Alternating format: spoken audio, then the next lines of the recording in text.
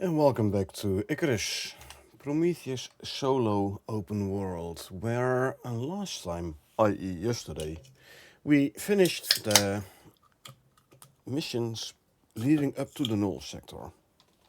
Here we found the remains of the original inhabitants of Icarus. And the group 15 lady got a bit upset that we found it, and she threatened to have us killed, but Sol saved our behind by telling the lady, like, look, everything is documented and is being uploaded to a secure location, so, if you don't want your secrets to get out, better leave us alone. Which she reluctantly kind of promised to do. So what we're going to do today is obviously the first null sector mission. We're also going to do a couple more simple quests, see if we can get another ghillie suit armor piece. Because yeah, we don't have much yet, eh? Let's see. Let's break out some cakes.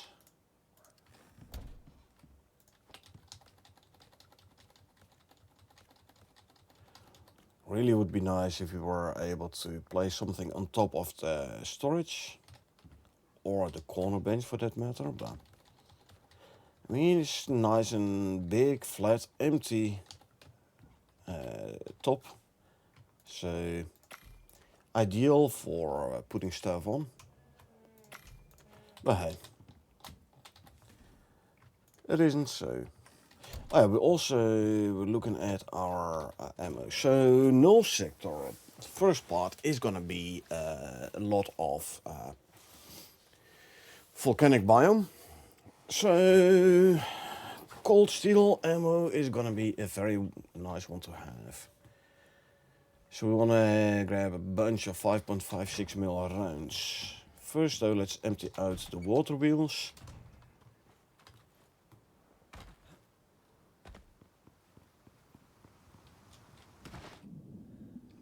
Let's see, 2 piranhas.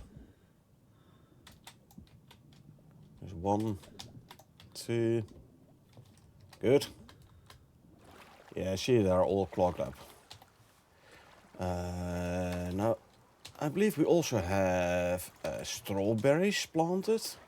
Strawberries is a nice high-yielding crop, so very good for making sport plants in the wooden composter.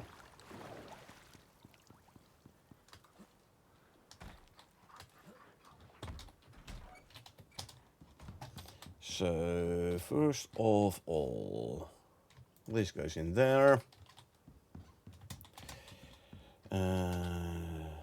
Harvest. First we grab a worker bee, throw it in the beehive so we have 50% more yield. How's this looking now? 130%, good. Strawberries, we said. 188 strawberries. I'd say that's worth it.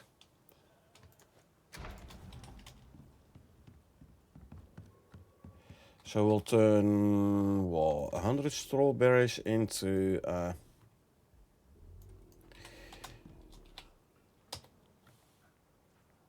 with thorned and non-thorned, obviously, honey. So I'll throw this in here. Let's spread out the stacks.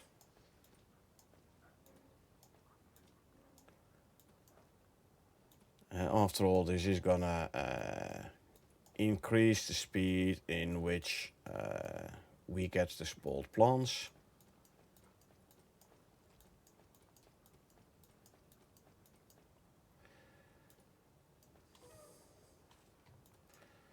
I'll make sure the biggest stack size is 4.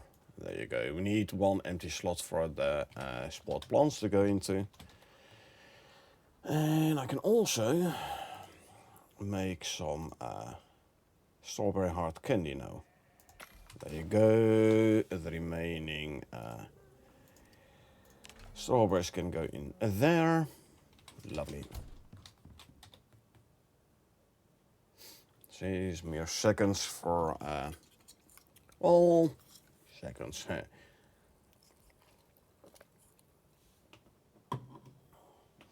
So was it spoil time?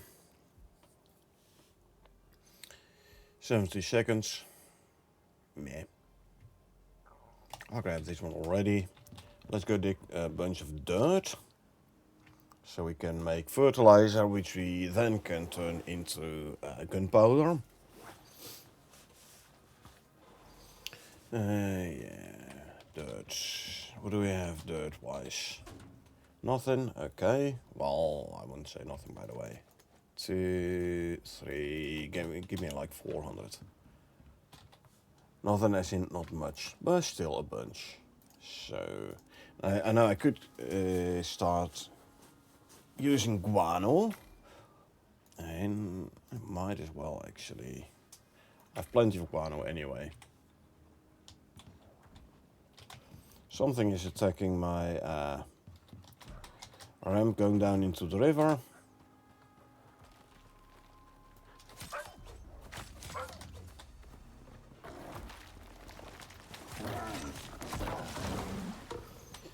Okay, I think the Jack learned his lesson. That he should not do such a thing. Let's have a quick look at our Ubis as well. Yeah, full natty. Level 11. Not bad, not bad. But can always use more levels. Okay, let's shear the sheep. There you go. Chicken is still upstairs though. Good. Oh. I was like maybe milk the cow, but yeah. Let's fill up the milk bottle again. Why not? We are here anyway. This can go there. I'm actually gonna repair everything here. Repair and repair. Hey. Oh yeah, I need iron. For this one as well, so let's grab some iron ingots to throw in here. I'm gonna need more iron ingots for making the ammo casings as well, though. Hey Josh, how's it going? Not bad, not bad. Something that I thought of earlier today, wanted to ask you, but now I forgot when we see you online, yeah. So how'd it go with the quarrites yesterday, man? Were you in the end able to properly handle them? You know, use a pickaxe to break their armor and then use a knife or something to take out the quarrites? Now I just realized what it was it approved word in your language. Ah, goedgekeurd. That one. So what about it?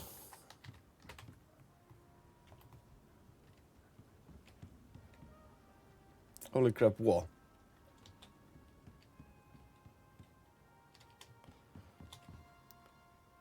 I would never be able to replicate that pronunciation, yeah.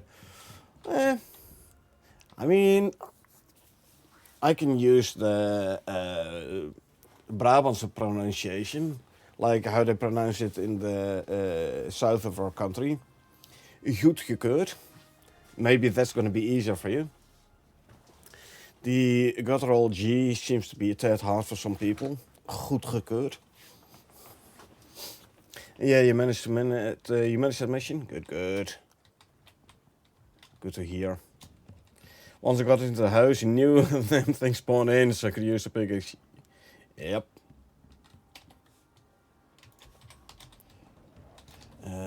Let's see, make gunpowder.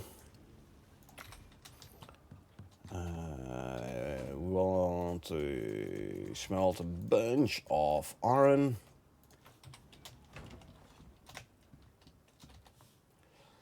There you go, the composites can go in here. Ammo casings. ammo casings. 3, 4, grab 500, sorry, 5 stacks of iron, so we can make 400 casings. How many casings do you still have? Almost broke the house, and the terrorists blocked the door, kicked his back feet and tried to kill the Korite, instead damaged the house. Yeah, I know, right? Yes, it was intense. Yeah. I died. Used the pickaxe for the armor on the second one, but died afterwards. They are tough, those Korites. Especially if you have multiple of them. So if you already have this much issues with the normal Korite, imagine what's gonna happen when you go into boss fight.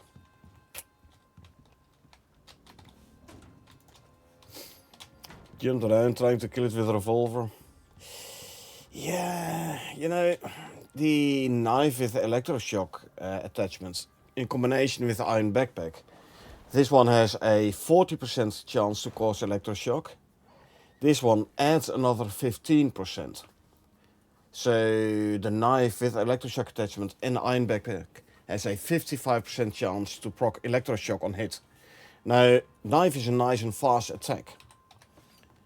So 2, 3, 4, 5, 6 times procced already at least. So that's why I like that combo. Like I mentioned before, I didn't struck with the Korite boss fight. Okay.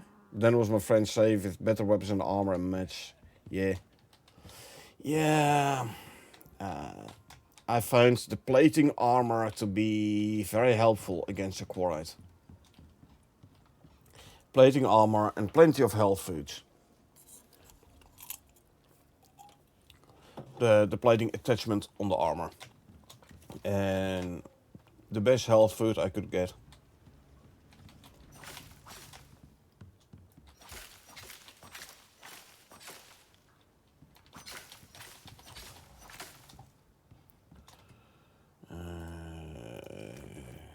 Let's drop the seeds. There you go. I can harvest the weeds as well. I think I'm gonna have enough flour for a while.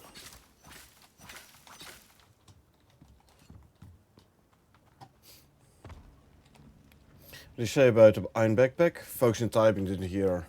No problem, no problem. So the knife with the electroshock attachment has a 40% chance to proc electro. Iron backpack adds another 15%. So there's 55% chance of proccing electroshock upon hitting with a knife. 55%. And since the knife is a very fast hitting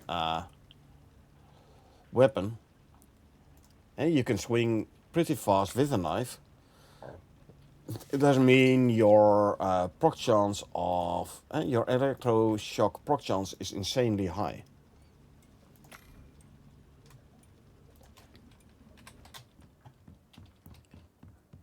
Jerky bursts and dried meats.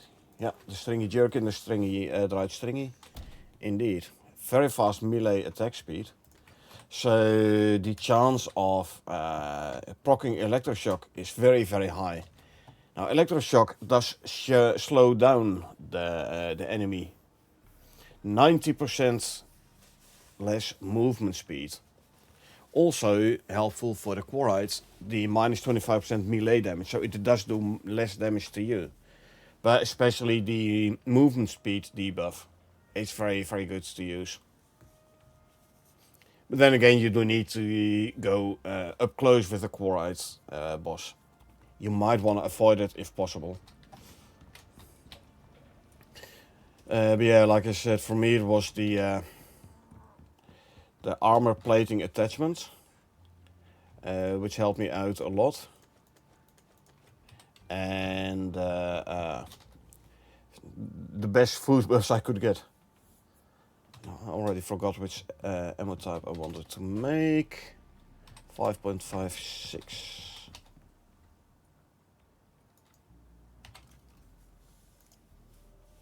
Oh, give me 400 more gunpowder. And 300 more ammo casings, which I have.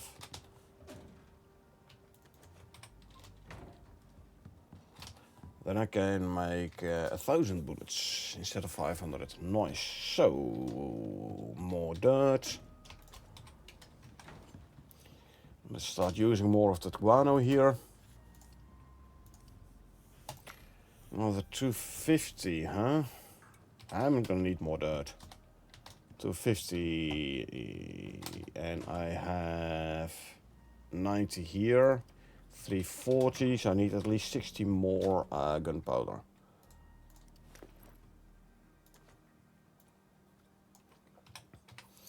The big backpack and the brown bear armor.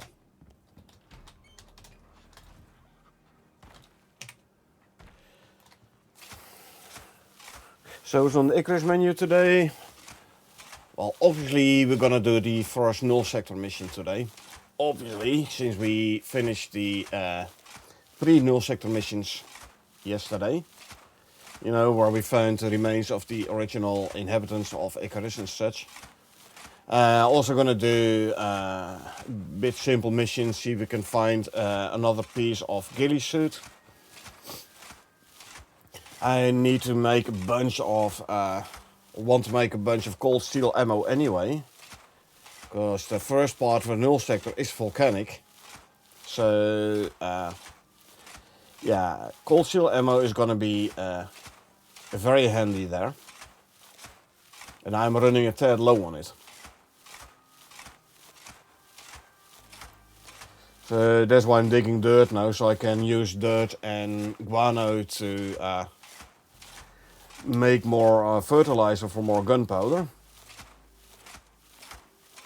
You know, I've dug over 1,000 dirt and look at my stamina.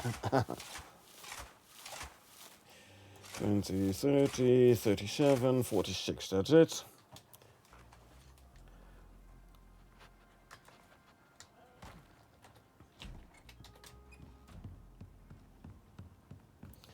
So let's see how much dirt can we still put in there. Everything, lovely. Ooh, nice. There's another 100 fertilizer. 100 fertilizer is 1,000 gunpowder. Nice. Grab this. Turn it into gunpowder already. As soon as the next stack is done, I can make another 400 gunpowder. Yeah. I used up more than half my titanium shovel. And then my inventory was full. And I still had stamina left. I know, right? I could have kept on digging if I had more inventory slots.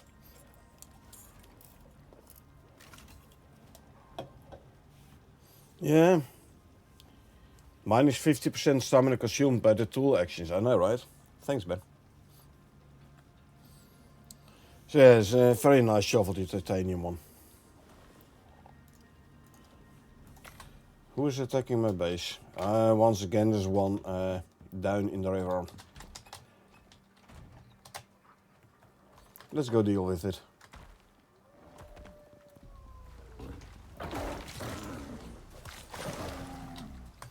Good night, you. This one needs to repair. There you go.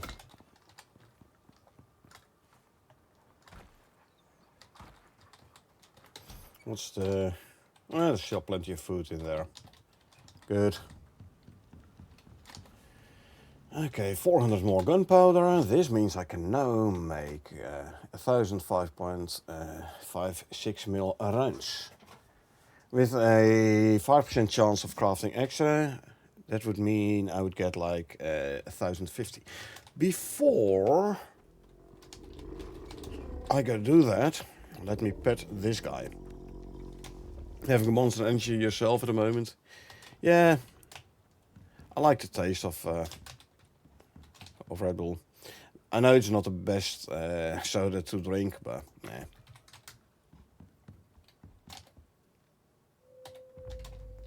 Okay, now it's daytime again. Good.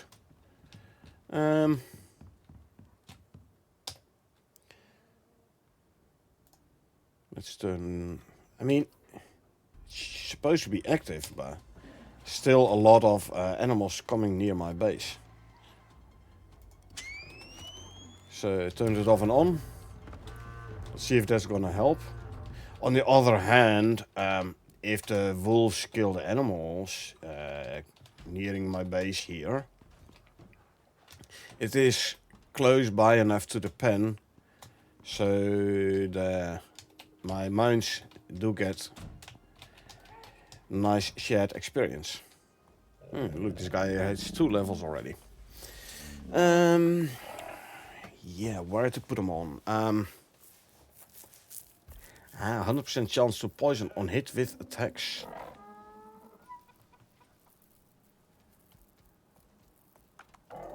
Yeah, I think I'm gonna, next to speed, I'm gonna focus on combat with this guy. Okay, let's use the rest of our shovel.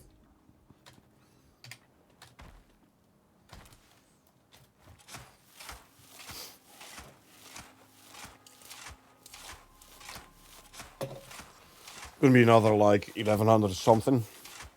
No, less of course. Should be like 900 or so. Before the shovel breaks.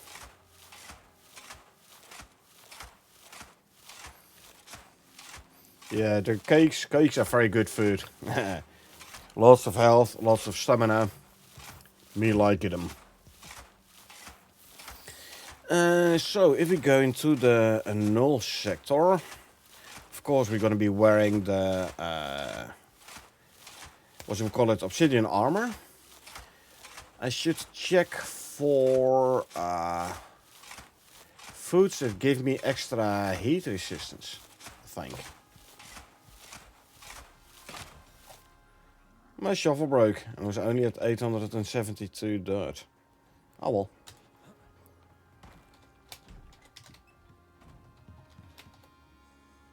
Let's repair the shovel.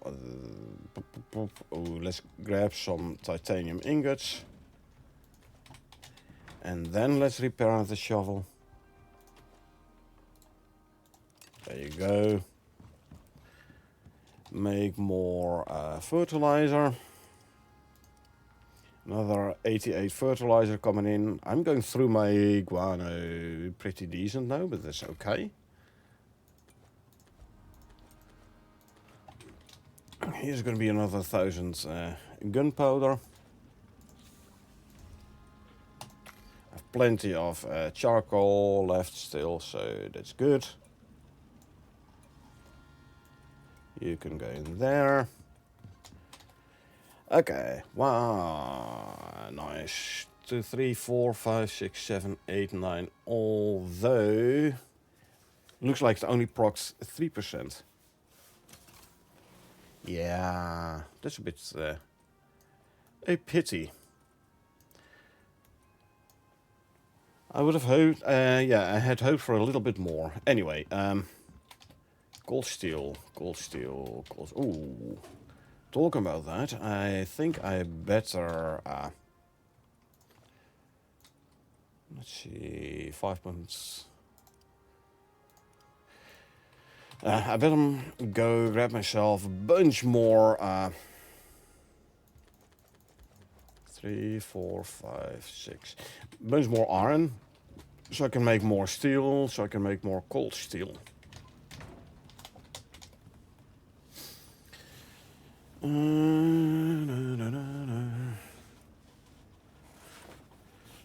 I should clear some stuff out from here.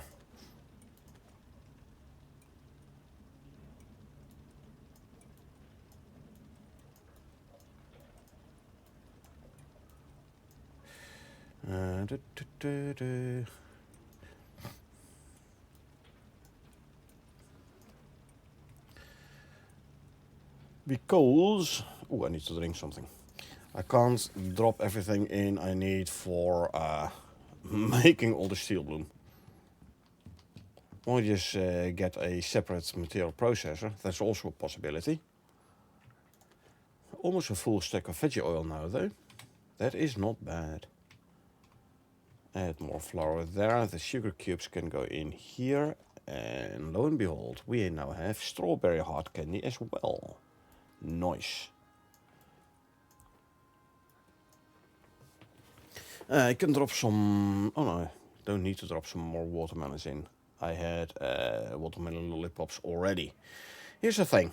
If I take out the water can, all those recipes needing water, like these ones, I won't be able to craft no more. Even though the bench is hooked up to an active water connection. Put the water vessel in. Oh, now it says it can. Anyway, put the water vessel in and it will draw water from the network and not from the water container. Something weird going on still with these benches. I'm thinking, like I said yesterday, about start building small and slowly expand and change material. Best way to do, I think. Yeah, that way you can, you have like your base, so to say, where you have your imported benches in. So you have like a safest base, and you can start working outward from there, making the nicest stuff, like building out another room. But at least the room you already have is safe. So you can then build out another room or start changing your building materials to concrete, etc. But you have your safe spot already. For a fast look, you need to get concrete walls, cement mix obviously, which is 4 silica, 8 stone and 1 tree sap for 1 concrete mix. And you need steel for rebar and screws. 3 sap, stone, silica, steel screws and steel rebar. Indeed, yeah. Consume. I want... let me get some more cold steel. So I can make like a full stack of cold steel rounds. No, I had cold steel in here.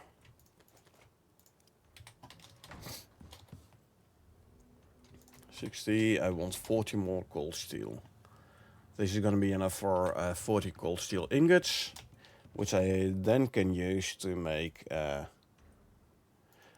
500 cold steel 5.56 cold steel rounds. I can do the same then for this one, for which I am gonna need another 100 cold steel ingots. So I'm definitely gonna need more steel. And I think I should go and empty out the drill I have for the super cooled ice, which is for that mission somewhere around here, I believe. I could go and grab my Ubis for a change. Take them out for a spin. Sure, let's go and take out the Ubis for a spin.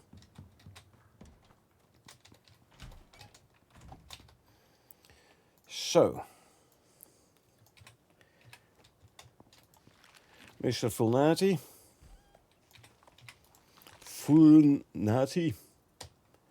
you got yourself another skill already, huh?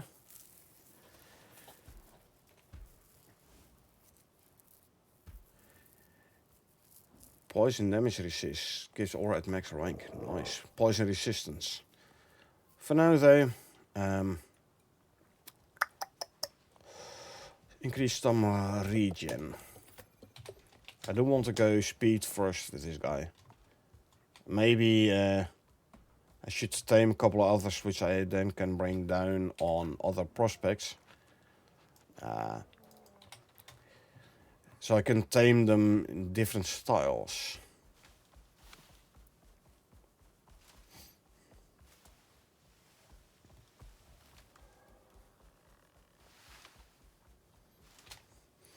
Let's quickly get rid of the bots. We don't need no bots here. There you go.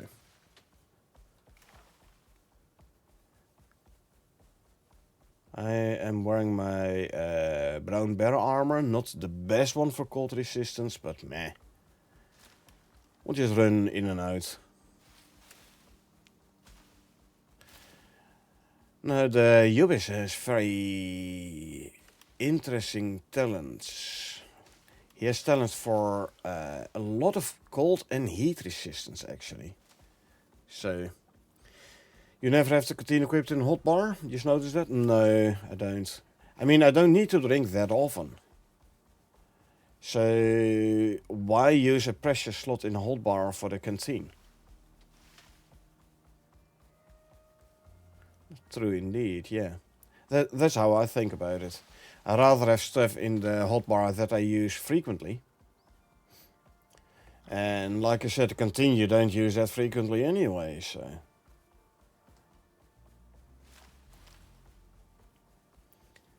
Okay, let's regen some stamina.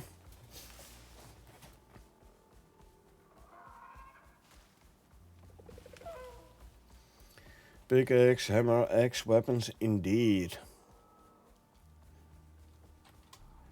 Hold on here. How does it work with the satchel in the hotbar? Farmer satchel. Relatively often, when you have your farmer satchel in your inventory, seeds don't go in the satchel. But if you put your farmer satchel in your hotbar, it actually will go in. That's my experience at least. So that's why I tend to keep the farmer satchel in the hotbar. Hey, there's a thing over there.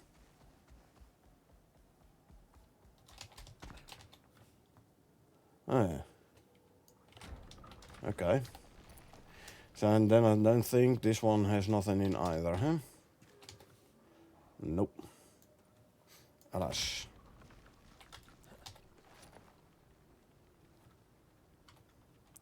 And let's see. Let's quickly grab a hot drink. There you go. As far as I know, I think seed goes into the satchel even in the inventory. It's supposed to, yes. It's supposed to. But in my experience, it doesn't always work.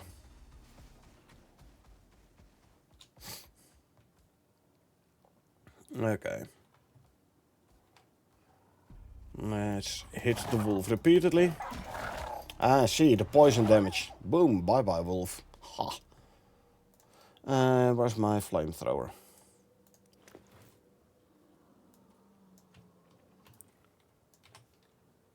That's a polar bear, but polar bear is down there, so that's fine.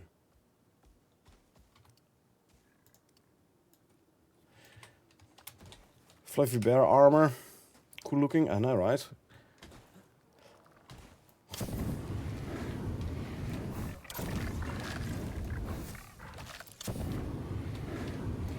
I use it for the melee attack speed.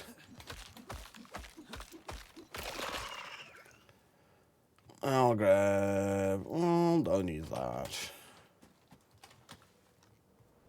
Melee attack speed when I was digging dirt.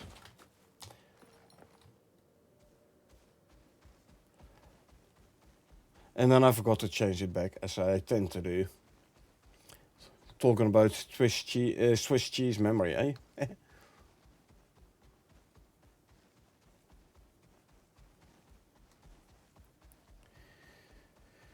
Alrighty.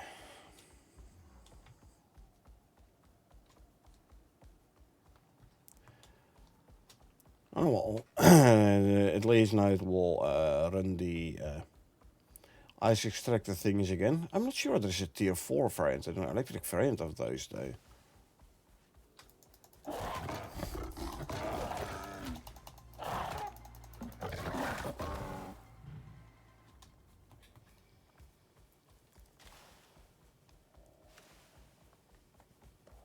Don't think so. I'd have to check. Because if there's only the biofuel ones, that it means if I do want more supercooled ice, I have to run back and forth with biofuel cans all the time. But then again, it is rather high yielding, the supercooled ice, and definitely high stacking. So,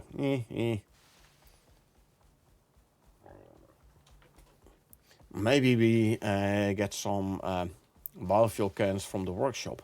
They hold more than the ones you craft planet side.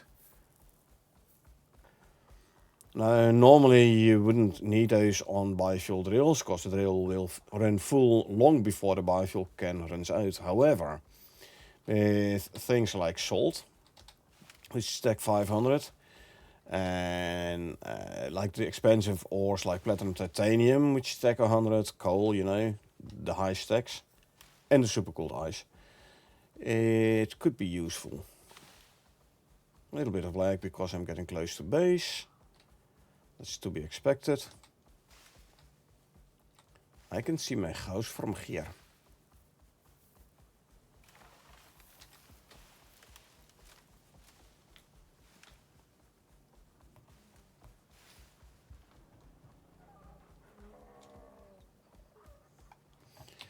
Okay. 2 skill points again. Okay. More sum regen it is. Then I want to go to this one. So go through here to there. This one. Increase metabolism. 60% cold and heat resistance. It comes at a cost of 20% more water and food consumption though. So don't use this in the, if you plan on taking him to the null sector. You'll give him something to drink and like within 10 seconds he'll be dying of thirst again. Yeah, 1 here, 2, 6, 9er. 3 more here. Then it's time to start putting stuff in health again. Unaffected by visited slime trails is a handy one.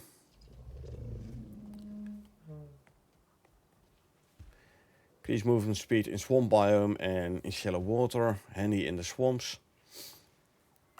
So yeah, plenty of interesting talent. Is also the tree itself, like where which talent is located, is very interesting here. They changed it compared to the old MOA trees and such.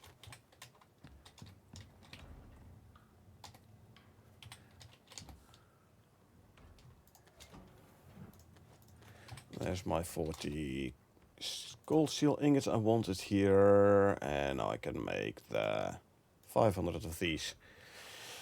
In theory, this should give me 525. So let's see how much we get. The vestige we can throw in here.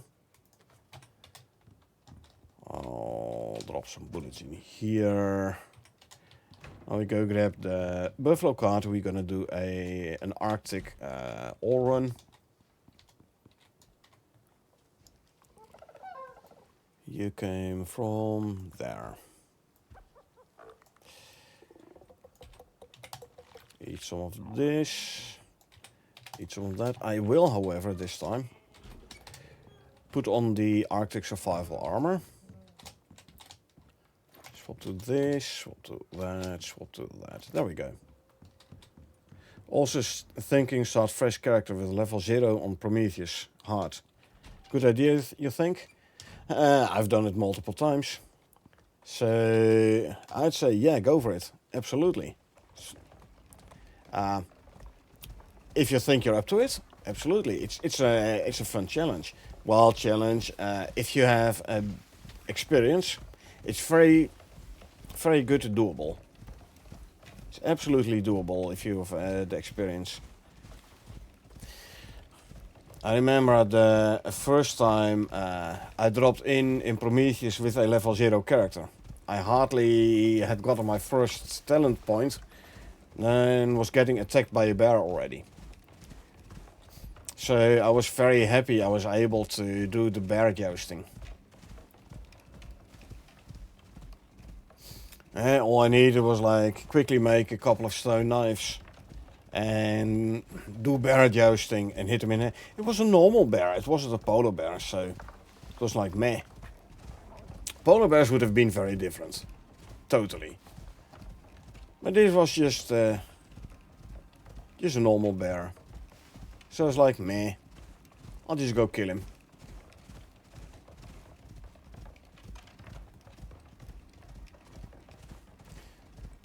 Yeah, I mean, how hard is Prometheus really, you know? And with the normal wildlife, I don't think it makes much difference, hard mode or not. Like the challenge in Olympus is a nice place, but played Olympus so much and Prometheus is a nice story as we talked about yesterday. Oh yeah. Yeah, they did a good job on the on the Prometheus mission storyline, definitely.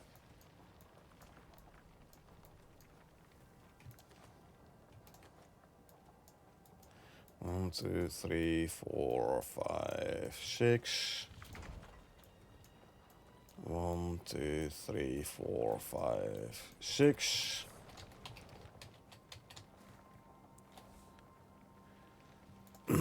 Yeah, like I said, how hard is Prometheus really once you have the experience, you know?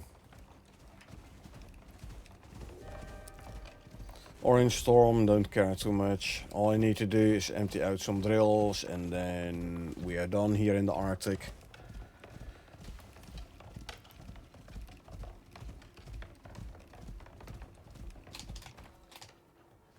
Let's see, give me that one before I start emptying this one out, because now I can straight away put some stacks in there.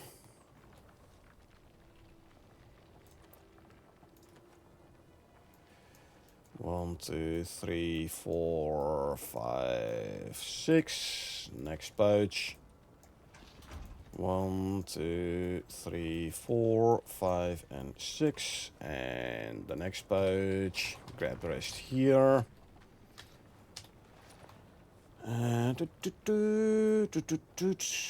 3 and 4. Now we go for the copper drill.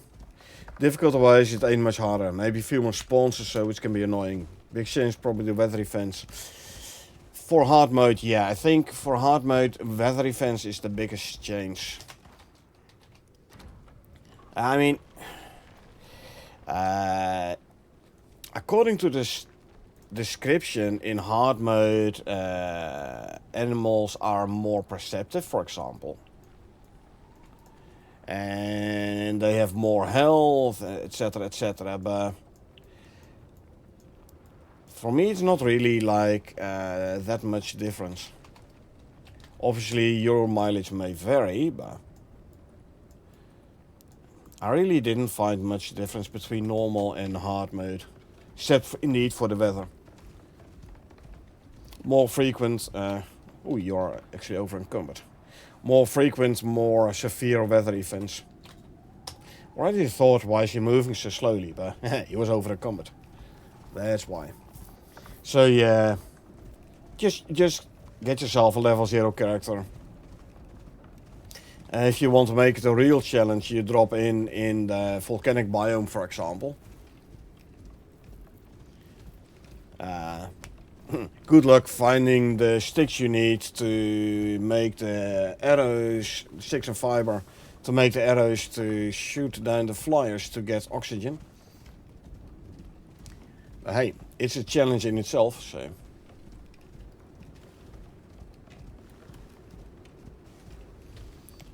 If you want a challenge, that's what you should do. I'm good for that. I know, right? I know. But yeah, you can make it more challenging for yourself. I mean, you can drop in with full space gear. And then be like, yeah, there's no challenge here. or you drop in with like nothing. Personally, I do tend to drop in with nothing the first open world I start after creating a new character.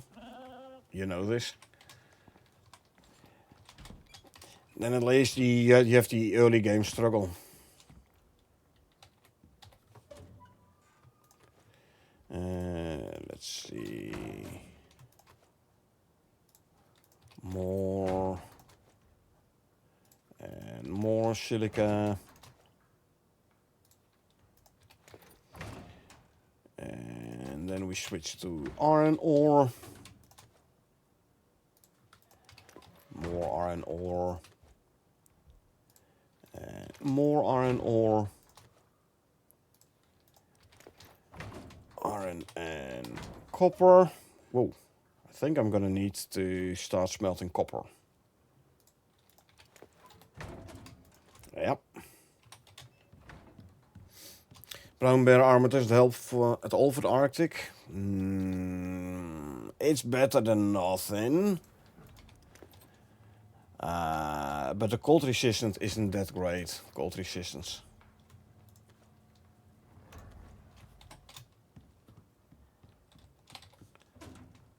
Let's quickly throw the pouches back in the buffalo cart.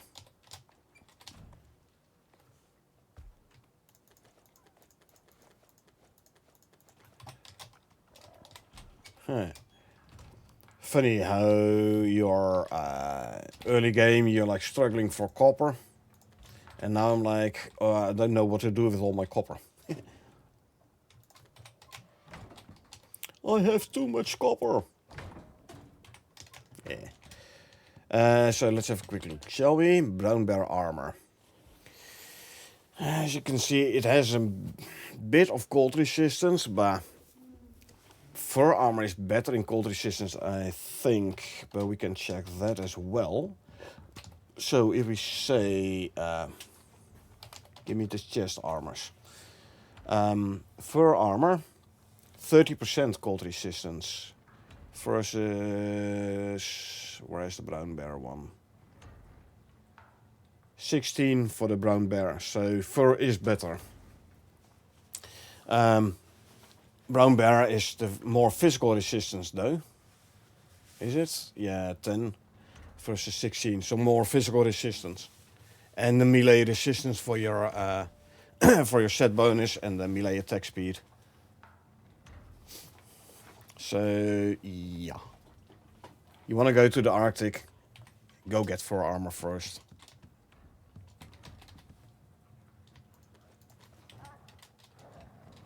Actually, I can keep that in there. I'll just throw another 100 supercooled ice in here. I am running low on supercooled ice though. Very low.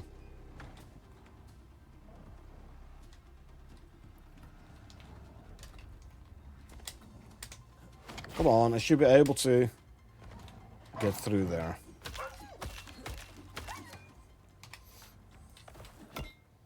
Next time I should grab my knife instead of my pickaxe, but meh. Need a bandage.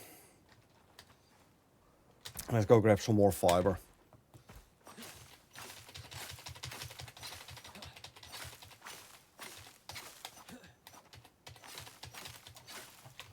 So we can make a couple more bandages.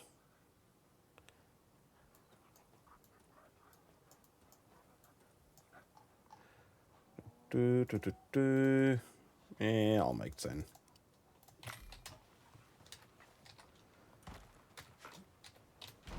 Since I'm gonna be spending a bit more time here in the grasslands, swapping my armor for the composite one.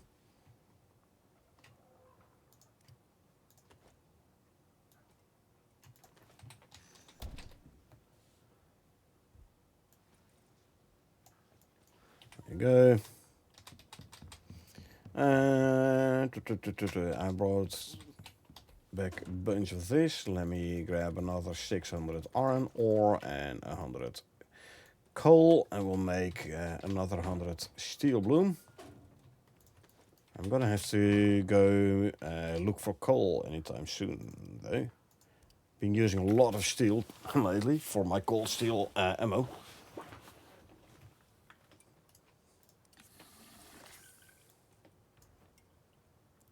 Oh, it only stacks then. Okay. Well, then I guess I'll put this one in a medicine cabinet somewhere. There you go. So, how much do we get? 40 extra. That's 8%. Nice. Let's put this ammo away.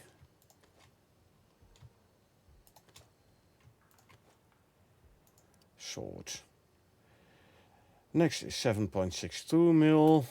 I'm gonna need to craft more of those as well, because I'm running out of the plain one. I don't think I have any, no, I don't have any casings no more. So we grab ourselves another 100 iron ore. One of the reasons I was smelting the iron earlier. And we can make the ammo casings. Okay, that's only 5. So I'm gonna need 800 gunpowder as well.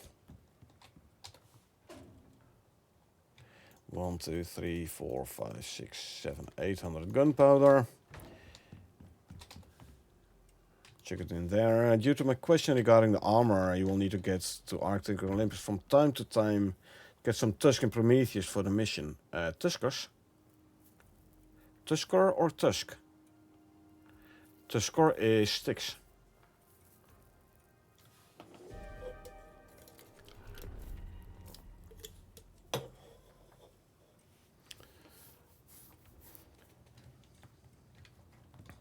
But if you need if you mean like the tusks, oh, I don't have any of them here. Apparently, I might have them in here. Yeah.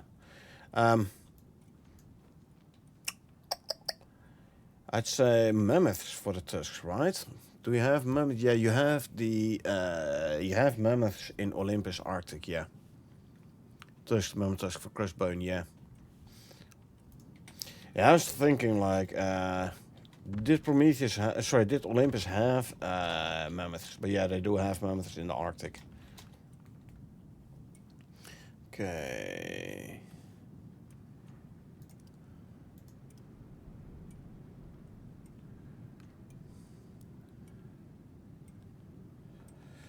New character, I think we'll go same build as previous, but to do for a challenge of starting fresh. Might change to the rifle set of shotgun. Yeah, people do ask like, hey, which weapon is best to use? And I always say like, it depends, you know. Every weapon is situational. Although I definitely do have my favorites. The kinetic rifle, for example. Oh yeah. But early character, bow. Definitely bow. I still use my bow quite a bit, but it reloads whole magazine, the kinetic. Yeah. It's a six shot magazine, and it reloads the entire magazine in one go. Normally 3 seconds to reload, but I have an upgrade on it for a 25% reload speed, so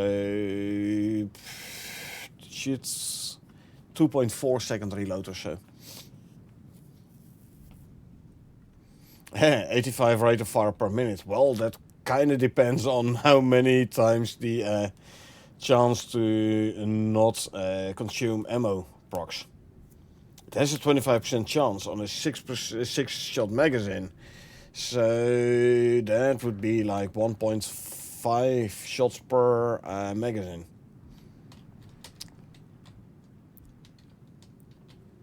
In theory, on average. Bow, not javelins? Oh, no, not javelins, no. I mean, this is from back in the day before javelins were a thing. I did not like the spear build. And why not? Because it's a very slow attack. Like back in the days, there were no throwing knives, no javelins. So spear talons were only good for like the pokey stick. And it's a very slow attack. So I quite quickly switched from spear to knife. And has been like that ever since.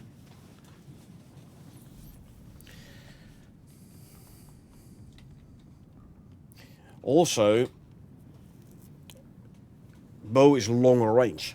Way longer range than javelins. Sure, javelins do more hits, do more damage if they hit. But I can start shooting from further away with a bow. So I can get multiple hits in before the enemy reaches me. Ooh, they're ready to harvest again already. Well, that means we're gonna put an extra worker bee in here. There you go.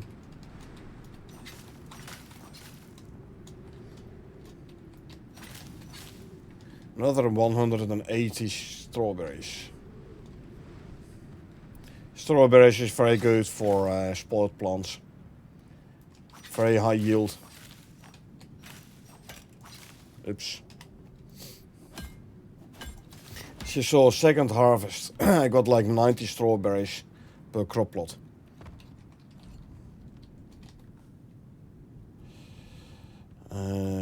This one first, and then go there. And there.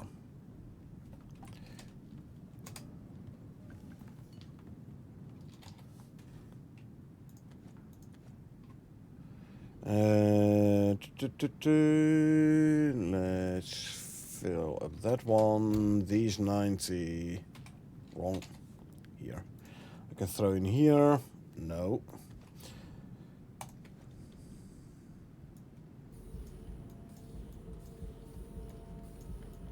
Let's split out the stacks again.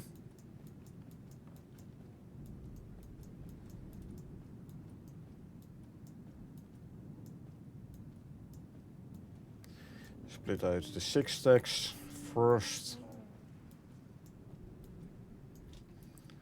And then we can grab some from the 5 stacks. Actually, let's see what I need. Oh, I can actually make them all 3, huh? Good. Oh, my chicken escaped again. My chicken has a death wish. I'm telling ya.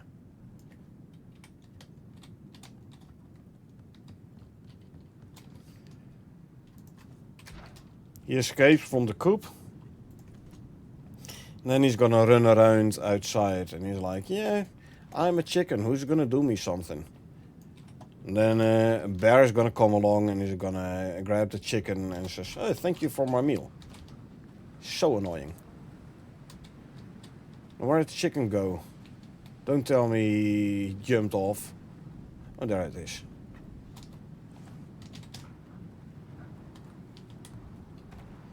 I think I'm gonna put a hitching post down upstairs and put it, hook the chicken up to the hitching post. Hey, to digging. Welcome. Time to buy some Prometheus, I think. Still debating, because I'm lazy, to go Olympus for close and nice vein. There are also very RNG in Prometheus, like we spoke. Yeah, there are RNG in all maps. Like, if you start a new open world, it's so much luck based whether or not you get proper deep veins around. It's very much luck based. I mean, what you could do is like drop down with a cave or scanner and see what's around, and if you don't like the closest veins, go back up and start a new open world. I mean, you can do it if you don't have done anything there yet, so starting fresh, you don't have the good stuff to check it out. I know, but that is if you want to start a new open world with everything close. You could do it that way. But yeah, definitely not if you start a fresh character there, so Need to prep with the reds at some point, like mentioned before.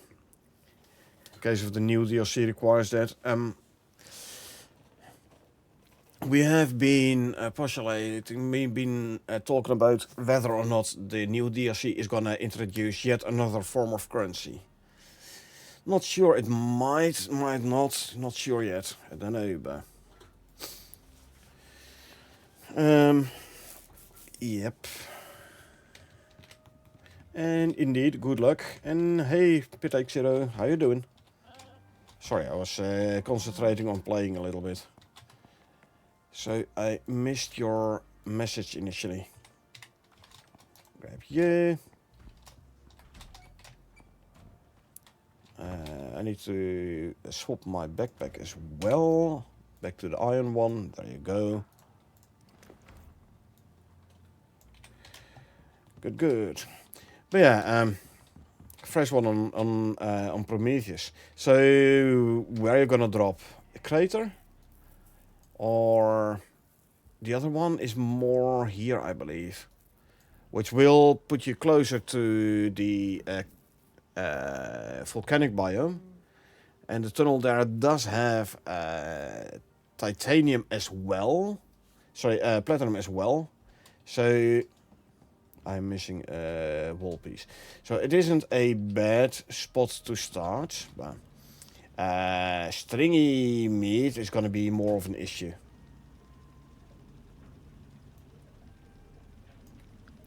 Going to play Enshrouded Update 7. If you're asking that to me, then the answer is no, I don't play Enshrouded.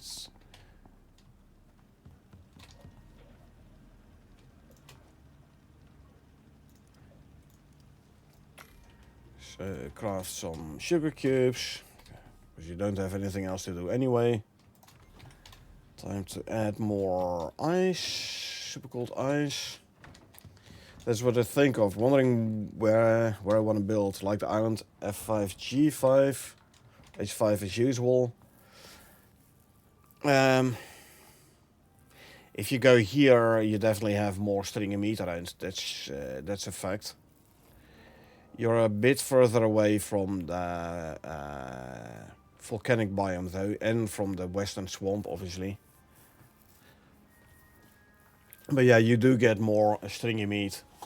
There is up here at least one jaguar spawn, but it's like a single jaguar, so how big is the chance of it giving you stringy meat, right?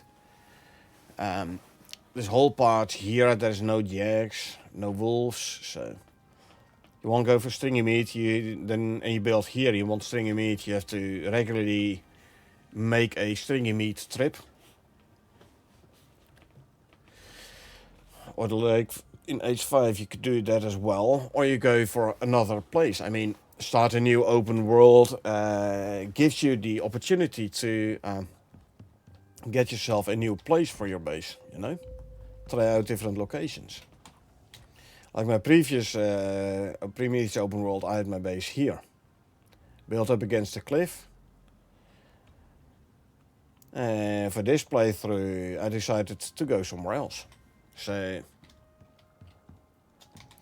it's all your own choice, like where you want to go.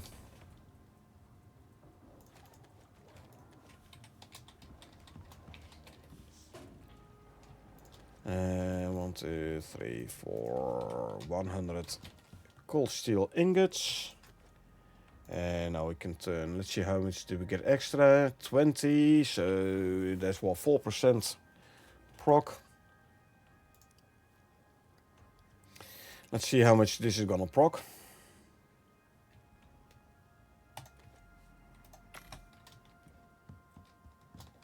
These 120 can go there. I still have some veggie oil I can put away. Yay, we have more than a whole stack of veggie oil now. First time in this open world. Ooh, my food bus ran out and my cakes are close to expiring, so let's quickly eat and drink something. There we go. Right, so making more cold steel ammo here. How is this one doing? Yeah, he's working. Time to send up exotics and biomass. This is full.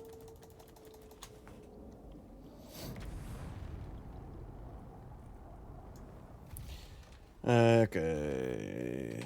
Big backpack. Yeah, I'll have to make 2 trips anyway. Let's see, 600. So yeah, basically all but 3. So do purple or red exotics? Let's do red exotics. I have to come back for another 6 stacks purple.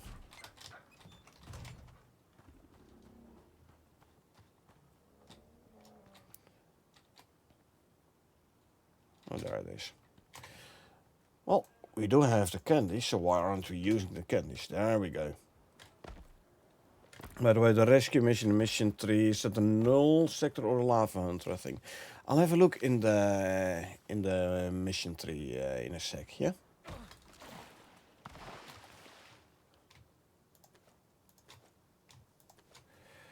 Uh, 7 stacks. Let me first send up the exotics before I forget.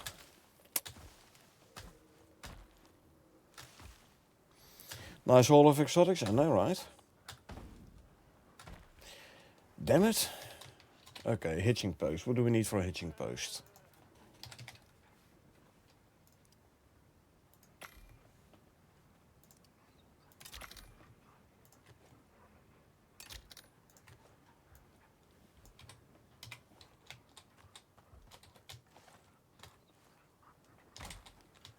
Stupid chicken.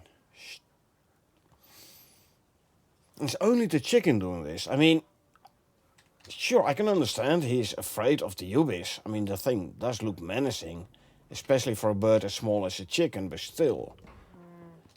He has no trust in me that I can keep the ubis in check. The chicken has some serious trust issues, I'm telling you.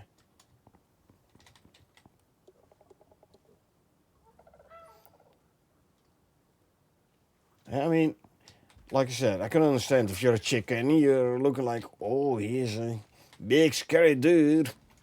But, come on, have a little bit of trust in me that I can keep you safe. Okay, this one can go there. Where did the chicken go? Don't tell me he ran off again. Oh, there you are.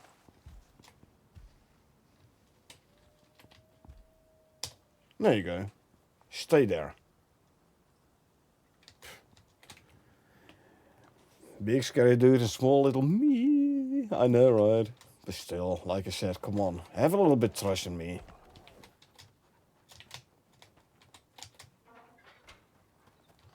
Okay, 7 stacks of exotics. 1, 2, 3, 4, 5, 6, 7. There we go. 20 seconds left on my strawberry hard candy. The 25% more movement speed.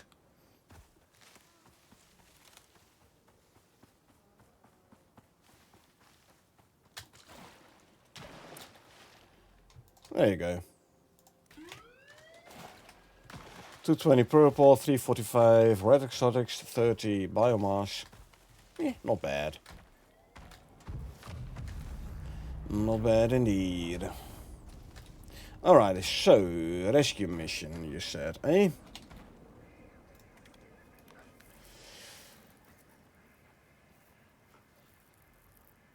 Is there even a mission here called a rescue? Doesn't look like it. Does it? Ah, this one here. Oh yeah, this one. S-Lens, so null sector, the side branch. Captain Church's team. I would have thought it would like actually highlight the mission like it does with the talent, the blueprints etc. There's just the very tiny little yellow things around here. No wonder I didn't see. But yeah, null sector side quest. Gives you the heated lava hunter backpack, 10% movement speed, until it runs out of power. Also emits an aura of warmth. Now I do wonder, will this increase your temperature? If so, it's not a good thing to use in the null sector.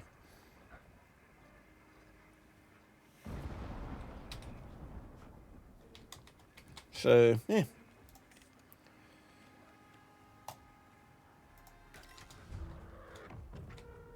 How many? We need to collect 2 IDs. Let's see, can I do it the very easy way? No, since I don't have any of the prospector IDs. I haven't done enough simple quests. Okay, and then we'll just have to find those prospectors ourselves. That's why I thought it was my little friend. What, the lava hunter? Where do we have to go anyway? Okay, over there, gotcha.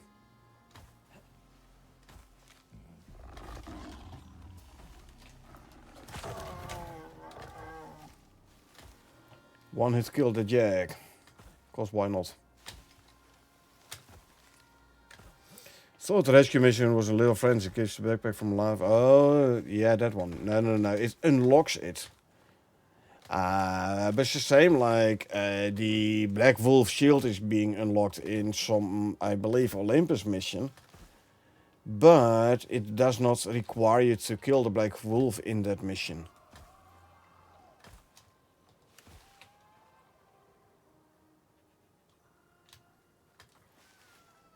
See, I already thought I heard one. One of 3. There's a bunch of health bars this way, so I reckon there's going to be another corpse here around.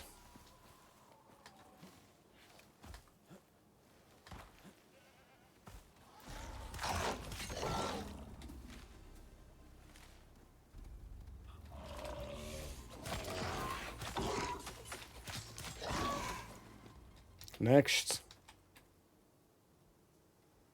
There's no next. Oh, there's a bee tree here. Audio cues very important.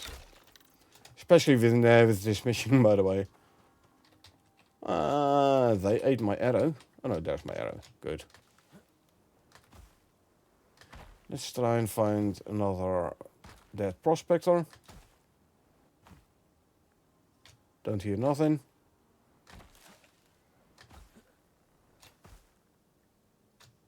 Don't hear nothing.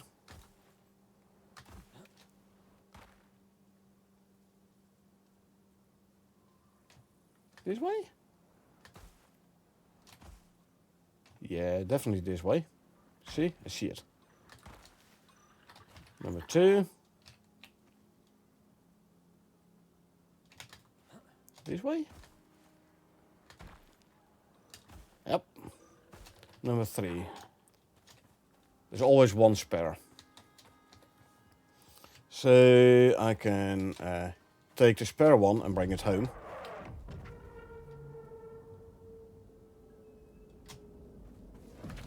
So I can use it the next time if I need to do this mission again and I can't find it. Hunter head armor. Well, I can make the hunter armor set myself. However, it does give me some platinum weave and that is kind of expensive. So we take that as a reward. These prospector IDs. I can just keep them and collect them, and the next time I do this mission again, this simple quest, I can just hand in the ones I have in base. Next question, starting fresh. Would you spend first time on combat or survival tab? kinda depends on what build you want to go for, but stamina is always a very good thing to go for. Stamina in the survival tab. Combat, I tend to go with bow agility, but that's personal because I do bow, and I can. That's why you always see me run out with a bow out, except when I'm over in combat. But so stamina first. If you have more stamina, it means you can hunt better, and you can like run after the animals better. You can run faster, you can mine faster, and like all those things.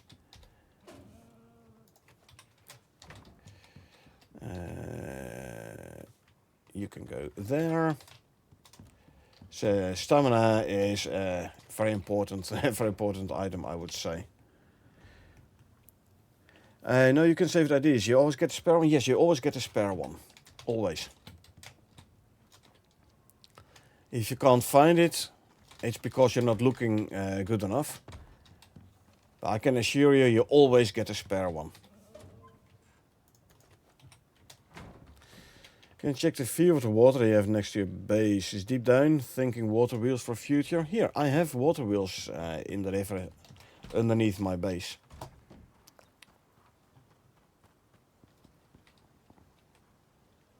See? I have water wheels, so you can place them there. You can place them up there, so you can, because you can like swim underwater here. So it's definitely deep enough for water wheels.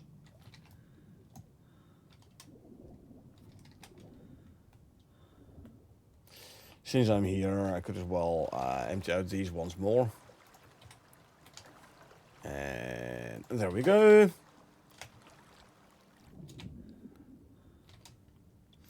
I try the spot is suggested, try a new spot. Yeah. Like I said, for me, is one of the reasons to start a new open world is... and next to the fact, so I have things to do again, i.e. all the missions. But it's also like, hey, I can try out new base locations.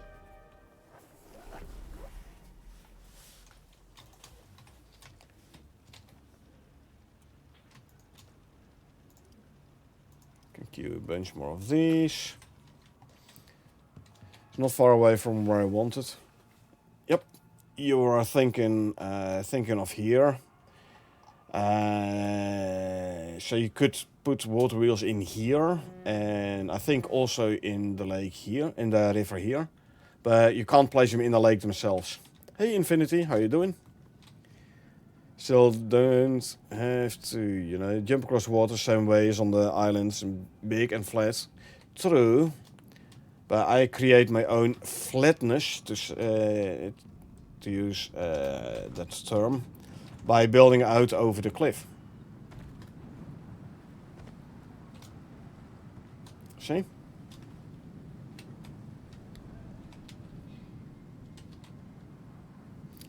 Flat enough for me.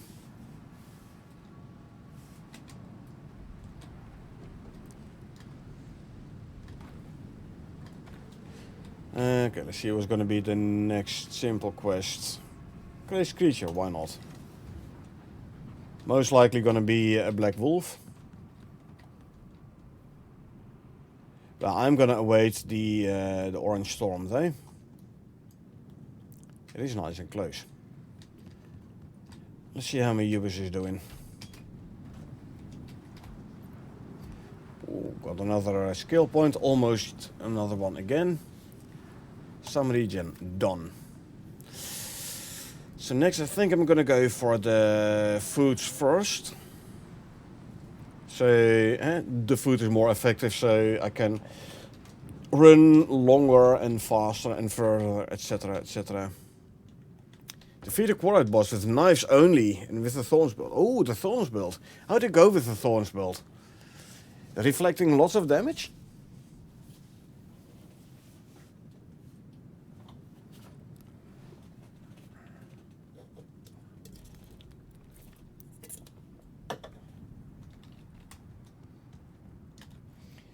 Yeah, there is specific armor and or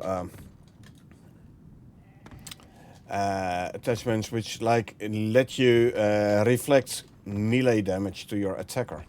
Thorns build. 210% chance. Well, there's like twice as much as you need. 65% reflected damage. That's not bad.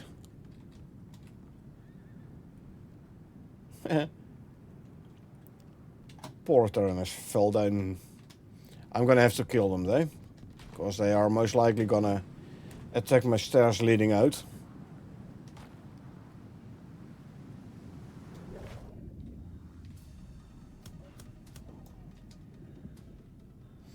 Either that or they're gonna attack my water wheels. Neither of which I fancy.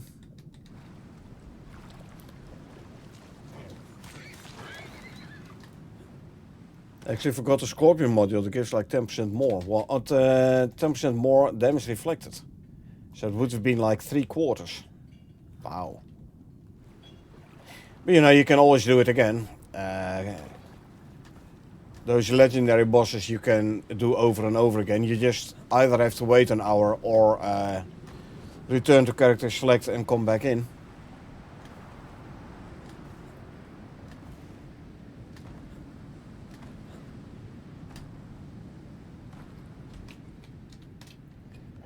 Yeah, knives only then break through their armor is gonna be a bit of work, I would say.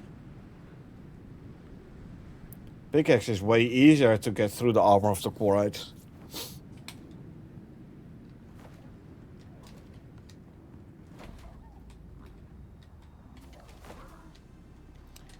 Took a lot of strength enhancement tonics and broke like 4 cave worm knives. Don't go cave worm knife, man, come on. Go the titanium knife. Unless, actually... Nah, it's poison. You can go for a miasmic knife. More durability, I'd say.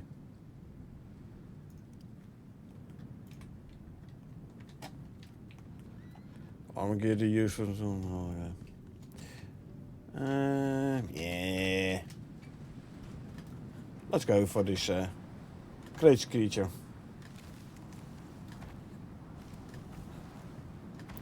Last bit of exposure should be fine.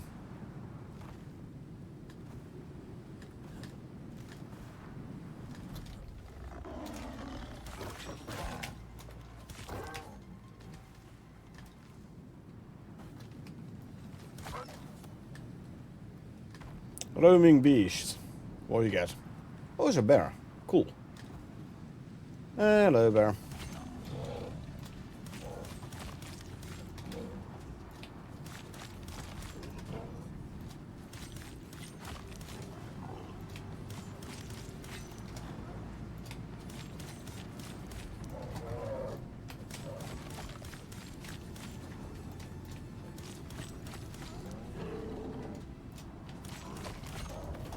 Oh. Couldn't craft a miasma knife, so went with cave worm. Cheap to craft and add a bleed attachment. Now it doesn't add the bleed attachment. Bleed attachment is the black wolf knife. The cave worm one is the poison effect.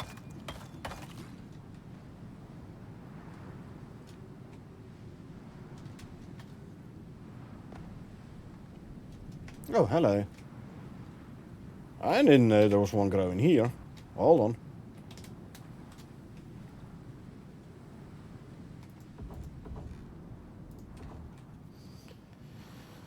And we turn it back to diagonal. And actually home and look from grid. Yeah, there we go. Okay, right.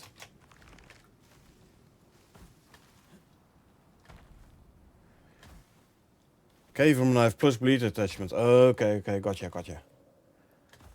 We stack 4 poison debuffs. The boss can't roll fast. Would electro help as well? I'd say electroshock. 40% proccing and 15 from the iron backpack. So basically every other hit would proc the... nothing interesting. I'm not sure I have a rhubarb yet, so I'll grab this one. So yeah, if you get the electroshock attachment and it didn't work for some reason. I mean, I know they said at some point in the patch notes like pinning, they disabled pinning for world bosses. I didn't think they disabled electro. Well, as a matter of fact, I've done Black Wolves with electroshock proccing on them. Very useful, because then they can't run back to their lairs to regen health. So I know for a fact apparently I had rhubarb already. That the electroshock proc does work on world bosses. So I don't know why it didn't proc for you then.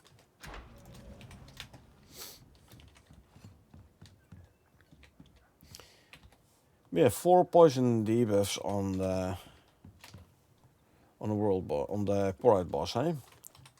I'm gonna try and remember that for when I do Olympus again. Which is probably gonna be the next playthrough. Starting out on Olympus.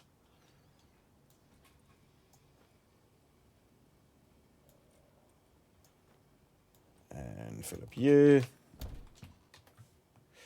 Quite a rock boss, maybe immune to electroshock. Don't know.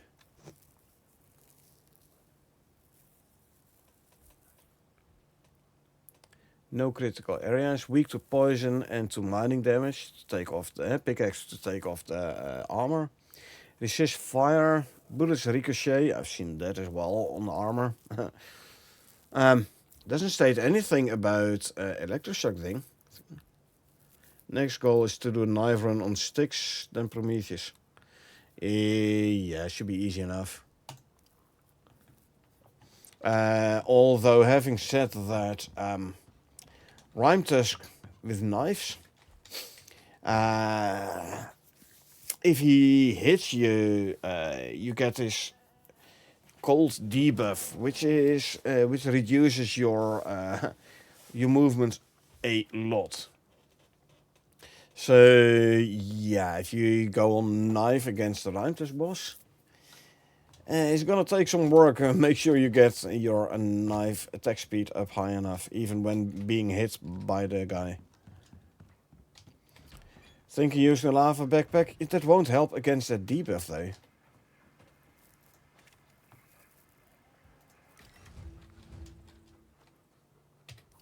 Ah, lovely.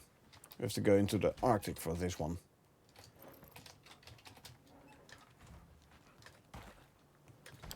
I mean, lava backpack. I was actually just talking about the lava backpack with yours just before.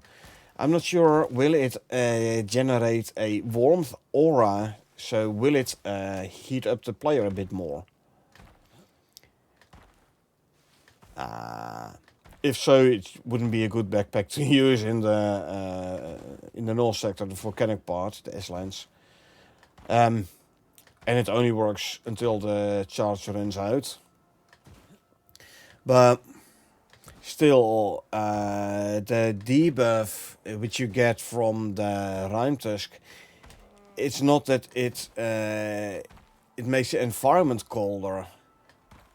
It's more a thing where like you get some kind of freeze debuff instantly without temperature dropping. Oh, it's a polar bear. Okay, I'm gonna use the beams. So it's not a problem where it drops your temperature. It's like an insta freeze debuff, which causes a lot of which causes you to lose a lot of speed. Yeah, I'm using the beam trick on the polar bears. I always end up dying if I try to take those guys on by hand. I don't know, for some reason or the other, I can never properly kill this guy. Let's start out by a 50 cal. Wait for him to turn around. Shoot him in the face. I think it does heat a player, but it doesn't increase inventory slots. It should have the standard 6 slots though, yes?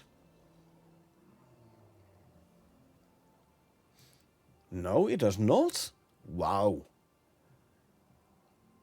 Does it have a single slot?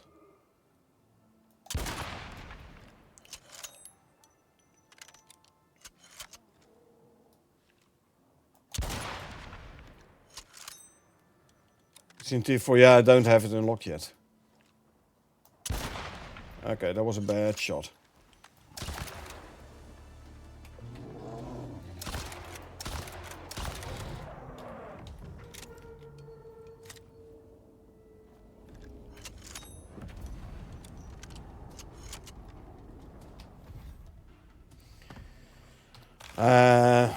I still have to do the null sector missions after they introduced the Great Hunts. So I haven't done it yet. Can still see it in Tech 3. Oh, that is true. Yeah, you're right there. I'll have a quick look when I'm back at base.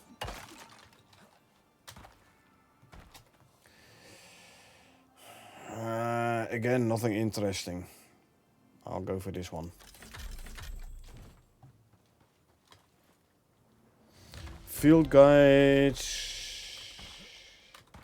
I don't know, field guide doesn't always show you everything though. I mean, the item, yes, but not all the stats proper. Well, I'll have a look.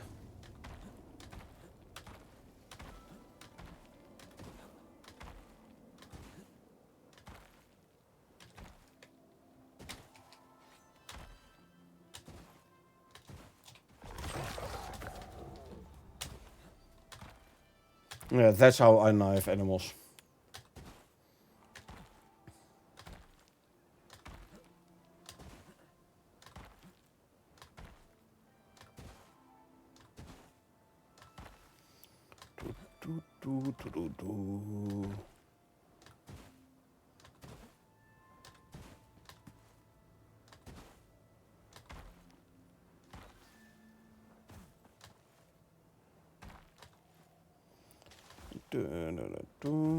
Actually thinking if I'm gonna take on the Hammerhead Slug, should I this time bring the wolves? Might not be the worst idea actually.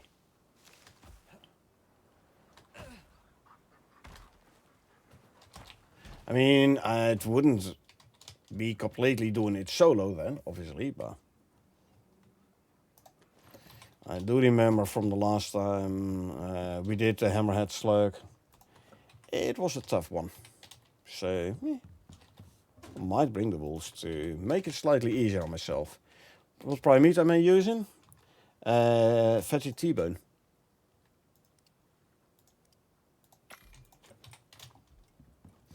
And obviously, stringy meat. Doing simple missions for the ghillie armor set, indeed. Like, I know I can like respec in my character so I can craft it myself, but don't wanna. I'm too lazy for that. Instead, I'm doing a lot of effort to get the thing from the simple missions, from simple quests. Got distracted by the cats and needed attention, so didn't manage to start play yet. Yeah, them cats, eh? Always wanting attention. As soon as there's not a proper, not a simple quest I want to do, I'm gonna do the null sector mission. As in now. Okay.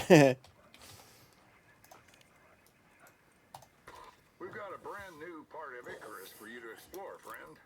There's no terrain data, or any data at all, really. Seems pretty sketchy, but that's kind of your thing now, right? Can't think of anyone else crazy enough to run head first into this kind of a place. You in? Sure, I'm in.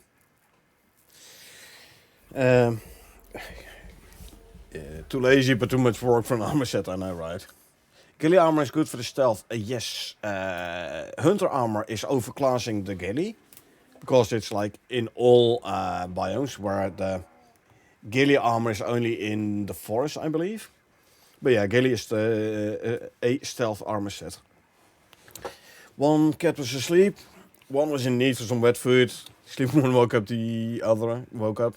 You know the rest, yeah, I know how it goes, yeah. Anyway, S-lines. Craft a trail beacon tool. Place the trail beacon at the entrance of the null sector. Then change the beacons to map out the area. For the UDA, you have to go into the null sector. You have to investigate an uncharted area for signs of a lost research team. Locate a missing scientist and assist them in returning to safety. The area is unmapped and was until recently deemed too dangerous for human traversal. Proceed with caution. The UDA takes no responsibility for contractor safety. Hold on, is this the S-Lens starting mission? Yeah, it is. I thought it was Crisis. Okay. We've got a brand new part of Icarus for you to explore. Hi, friend. This is an interesting one. Or it would be if it weren't so damn dangerous. They call this area the Null Sector. And, well, no one's ever walked out alive. The higher-ups have lost contact with the forward science team. Their goal was to set up outposts deep in the Null Sector. Allegedly, the place is a death trap. Completely uninhabitable. Very little natural resources, and it's unmappable. The brains say there's something going on at a molecular level. Hell, even looking at the area from orbit is disturbing. Gets worse the deeper you go, too.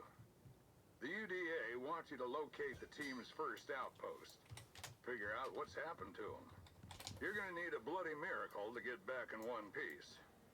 Challenge like this seems right up your alley. Well, it is. So, what do you want, a ghillie? You have the better one? No, you don't need a stealth that bad. I don't need to stealth that... Oh, I already had one apparently. Okay. Ah, well. However, the reason I do want it, and I'll show you in a sec, once I put this one back. Apparently I didn't need this one either. There is an achievement.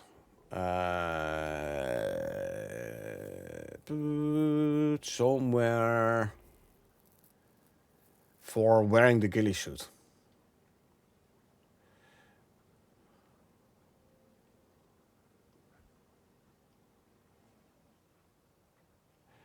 Wear ghillie armor in the forest. I want to check.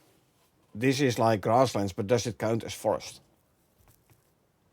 The same Wayfarer armor in the desert. Well, there is no desert here. I can make the Wayfarer armor, by the way, and I can bring it to the volcanic. Actually, it might not be a bad idea. Wayfarer. Do I already have a pass? Wayfarer armor.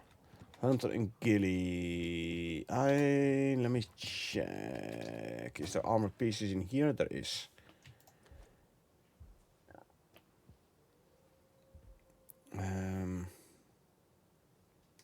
Okay, I only have the head armor so far then. Then we can see whether or not the desert counts, sorry, the volcanic counts as a desert.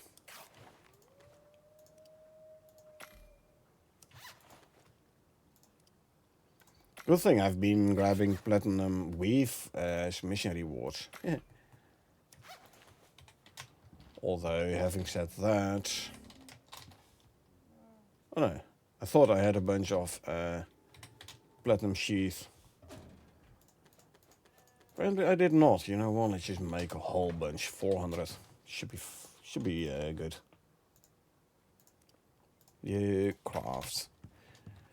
Now, I am running a tad low on platinum ingots, so...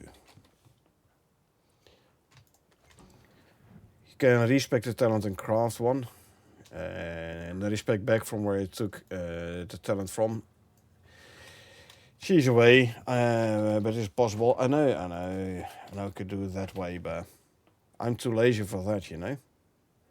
Oh, I got only 500. Usually, even when converting armor from like plain to miasmic or cold steel, the talent for extra armor crafting should proc. Apparently it didn't. Okay, let's see. This one here. What do I need? 7.62. Fill her up.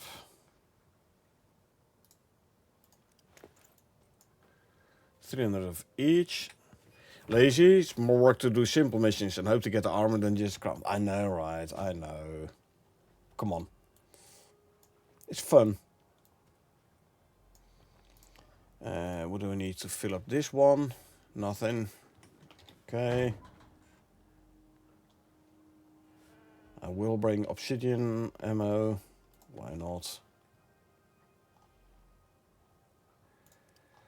I could bring some more plain ammo though, or some more cold steel. Well, since I'm gonna be spending quite a lot of time in the null sector, if I don't die, that is, let's just grab some more cold steel ammo.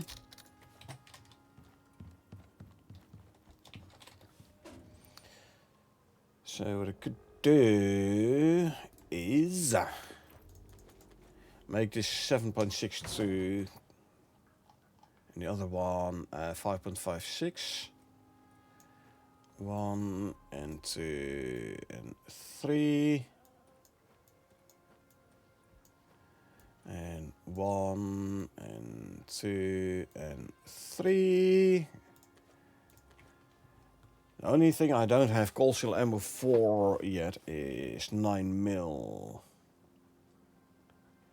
So I might wanna do some 9mm ammo as well.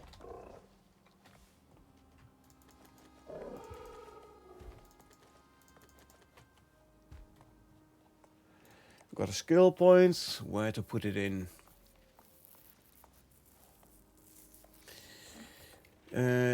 Water consumption in the desert though, so don't think it's gonna be helpful.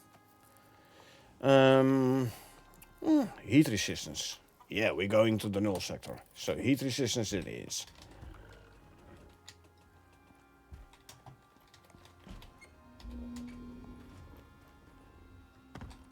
Grab some iron ingots for ammo casings, and we'll make some 9mm ammo.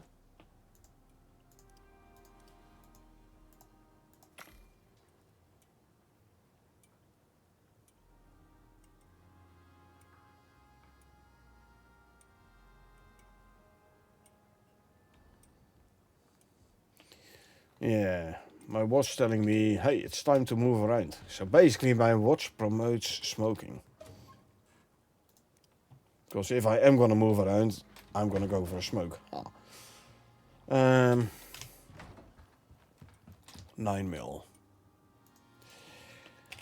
So if we go for the plain one, we want 400 gunpowder. Bad habits coming in again? Yeah, no worries. That will be coming. You know what? I could actually make some plain 9mm as well, some extra. That means I do need more ammo casings, and then I'm gonna need, well, 800 gunpowder. I think, right? 9mm, 400 for here, and then if I have the cold steel, another 400.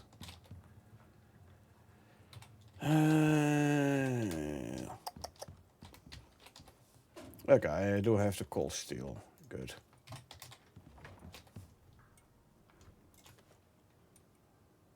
So I'm gonna need 800 gunpowder. 3, 4, 5, 6, 7, 800. There you go. Can put 200 of these away. I'm making 1,000 and I need 800. So there you go. sword. Let's quickly pet the Ubis, because you have the most levels to go still. Okay, I want to go this way, so there you go. Yeah. He does look menacing, doesn't he?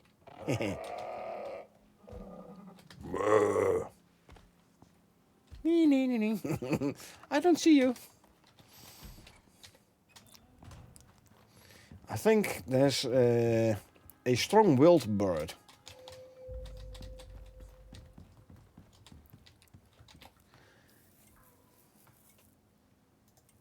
I think he's pretty strong-willed. So I can already queue this one. And once that one is done, then we can queue a round of these. Now we're gonna make, what, 500? 5% chance to craft extra ammo, so you would expect to end up with 525. So we'll see. 400 are going to be used for cold steel, so I don't have that much 9mm ammo left then. Maybe I should go for another batch of 9mm. What's my gunpowder situation? Need 40 more.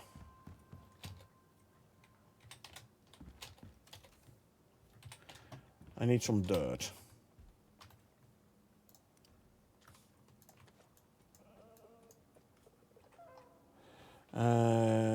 Shovel.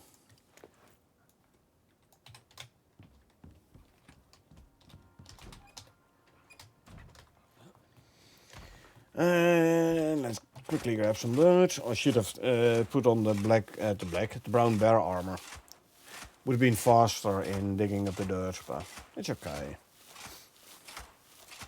Well, I'm gonna need a bunch of steel for the beacons as well, hey? And I'm low on steel and on iron. Because I used all the steel for making cold steel ammo.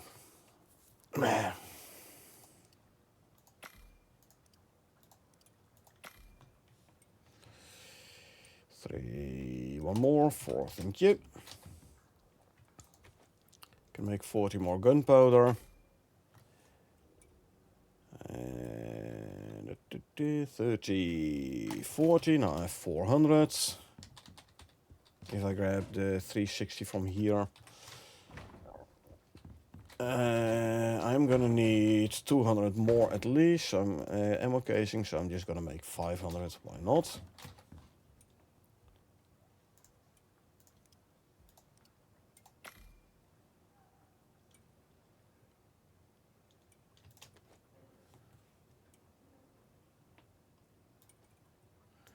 This should free up a slot before this stack runs full, so it should be fine in the crafting.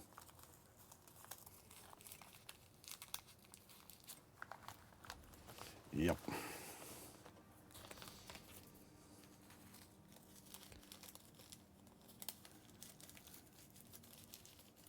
Okay. That is being crafted. Good. I have the 7.62, I have the 5.56, lovely. Ooh, I should not forget to already swap my backpack. Yes, less slots, but electroproc. Less wear rate of items, always handy. Talking about wear rate, I better repair my knife as well before we go out.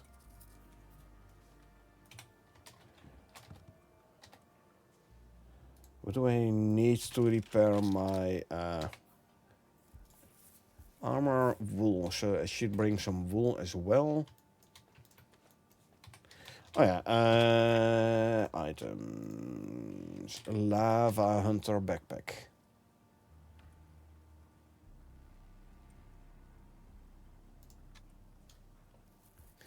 Plus 10% movement speed, indeed does not state anything about slots. And if we go to here,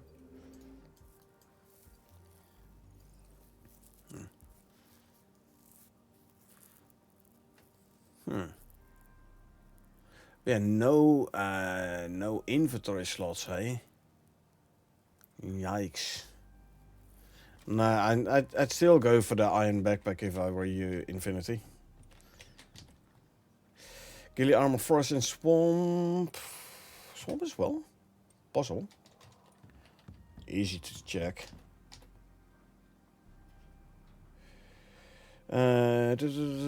In... No, this is a hunter. Duh. Check Gilly. Yeah, swamp and forest. But as you can see, the hunter armor, like every biome. So, yeah, hunter armor is better in all aspects.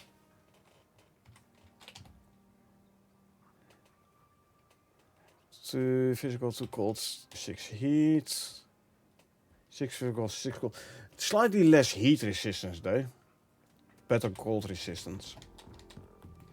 Cold resistance is always an issue in the ghillie suit. If it rains and you're outside with a ghillie suit, you get cold pretty quickly.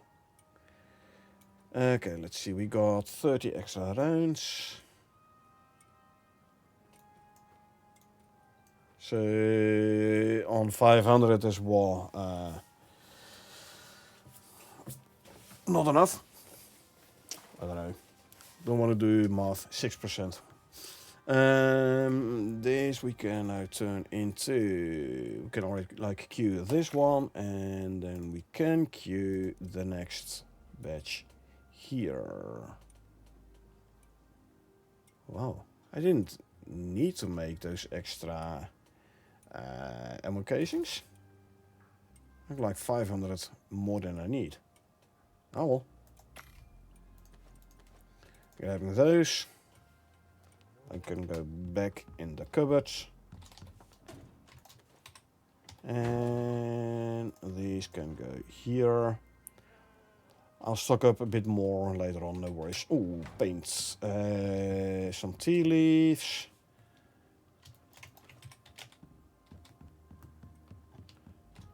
I can make another ammo pouch.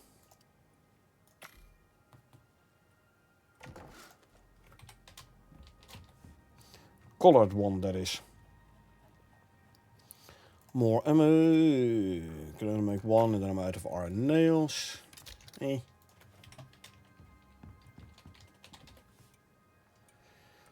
Right, they're gonna be going for a bit. I'm going for a quick smoke and I will be back in a couple of minutes. And yes, Jaws, I will mute the microphone.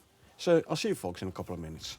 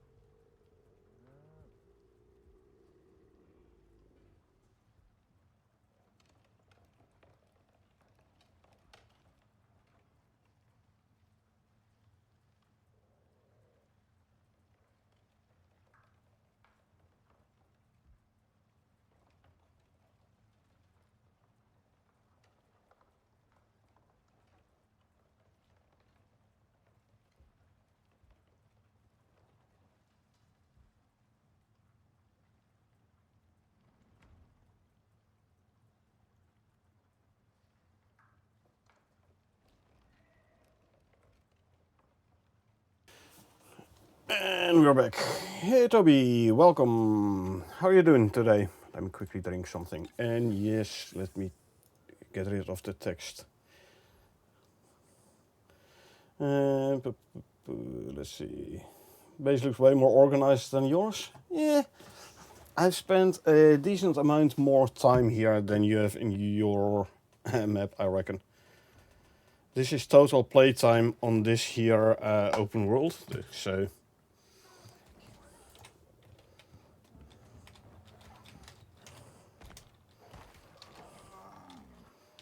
Yeah, Jaguar ventured into range of my wolves. He shouldn't have done that. Okay, let's see. We got 10 extra rounds here and 25 on those. Good. Did I have? I had a pouch already. 3, 4. Some extra cold steel ammo. Shall we make another pouch for the normal pistol rounds? Good as well. Let me grab some iron nails.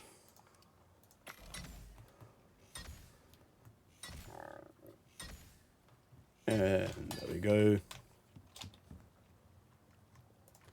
Let's craft another ammo pouch. Green for ammo.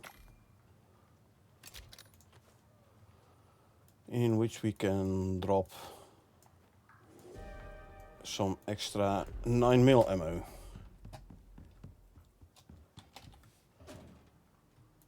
Drop of these there. And drop off the pouches in here. All the ammos. I have a bunch of javelins in here, so I could actually bring my javelin launcher as well. Yeah, why not? If I remember where I put it.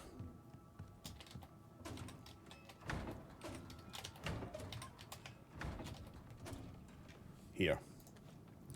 I'll bring the javelin launcher and the javelins.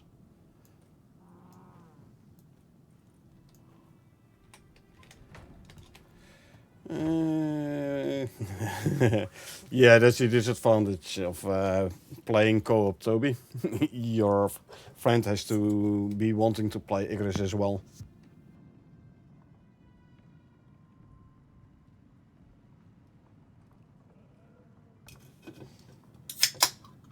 Craft a beacon tool and craft 100 trail beacons. Beacon tool, do I have room in my tool pouch? I do. Okay. What does one need for a beacon tool? 2 glass, 3, so 1 copper, 2 gold.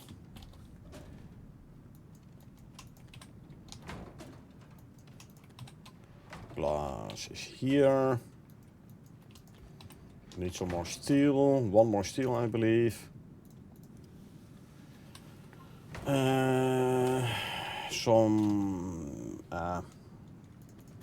platinum sheath.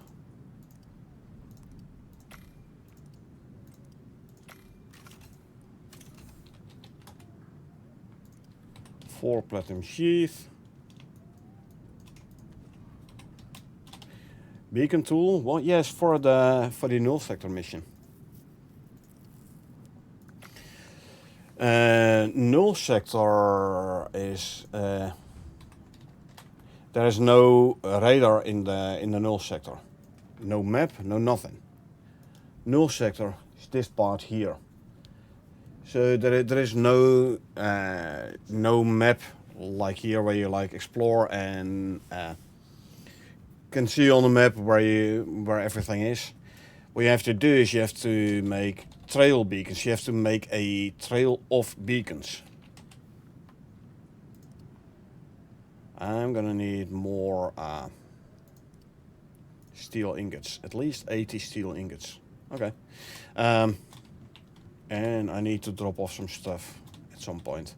So you need trail beacons in order to see where you have to go, like where you have been and where you can go and everything. What can we drop off here?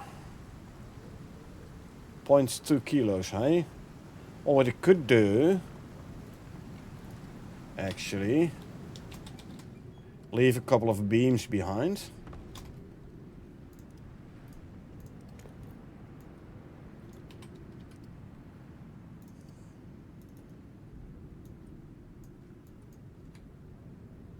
One beam.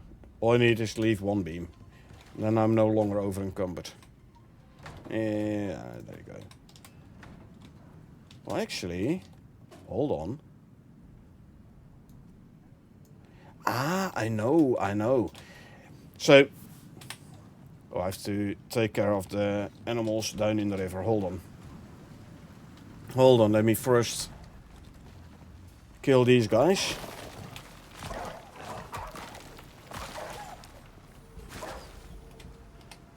Before they completely wreck this stairs.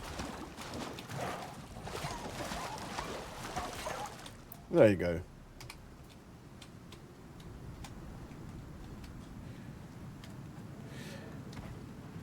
There you go. So, okay. Let's quickly go back to the chat. I play together or not. Same world, separate character versus solo play. Web 2 on Olympus did Correct Boss not the missions as he did them sometimes when it was work, as he works on night shift. Yeah, it's annoying because then you don't get all the unlocks from the missions and such. A cow, yes, I have a cow for the milk indeed. Workshop. Get milk for food buffs, like if you want to make cakes. Cake is like, damn it, I have to go back down. Cakes like end tier food. As you can see, you need butter, which you make from milk. You also need eggs, so you need a chicken, also from the workshop. So in order to get all the good food buffs, you will need a cow and a chicken from the workshop. Oh man, my melee attack speed is so slow without food buffs.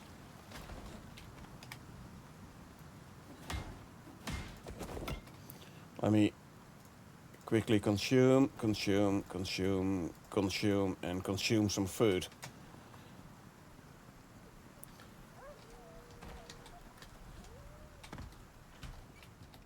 So yeah, a cow and a chicken, like, and when you first get your cow and your chicken, you're gonna be like, it's very slow on getting me the milk and the eggs, but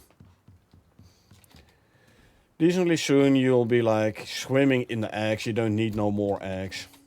Like I don't even hardly ever grab the eggs from the chicken coop anymore.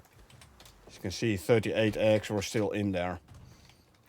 Because I have so many eggs, I don't need to pick up more.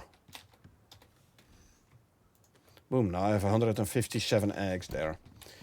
Milk is the same. I have a bunch of milk bottles somewhere. Like a couple here, a couple there. And I haven't milked a cow empty in a long time already, so... yeah, you finally tamed the Tyrannus. We saw yesterday in your stream when we raided. Very good name for the mount, I have to say. So, yeah, buffalo better, but not as fast as the horse, true. But the buffalo can pull a cart where a Tyrannus can't. However, if you get a horse from the workshop, the horsey from the workshop, for which you actually need a DLC, the Pet Companions DLC, the horsey can pull a cart. Chicken coop is in the game, but the chicken isn't. Well, the chicken is in the game, but only in the workshop. So, yeah.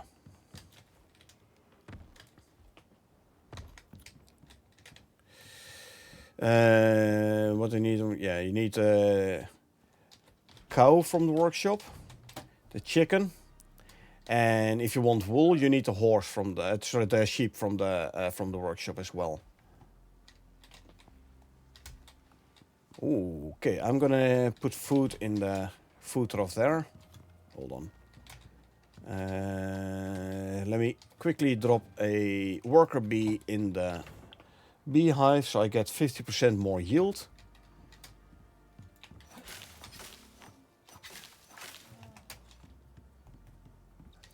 Are they just free from the workshop? No, they are not. They do cost you some currency there. I can very easily show you. Nothing is free except the air you breathe, and then still you have to provide your own air. And the risk of dying is also free. So when it comes to animals, you unlock it for 500 Ren and 250 purple exotics, and then you can buy one for 250 Ren. Chicken, same story. Sheep, idem. Now, these animals, as you can see, they're granted by the Pet Companions DLC. Like, you have a couple of dogs standard in the game. There are more types of dogs in the Pet Companions DLC, and you can also get cats from the Pet Companion DLCs. These horses, basically the same as the Tyrannus, speed-wise, cargo-wise, etc. But, if I'm not mistaken, these guys can actually pull a cart. So there's the cargo cart, but also like the plow cart and oh, my headset is gonna give out in a bit, apparently.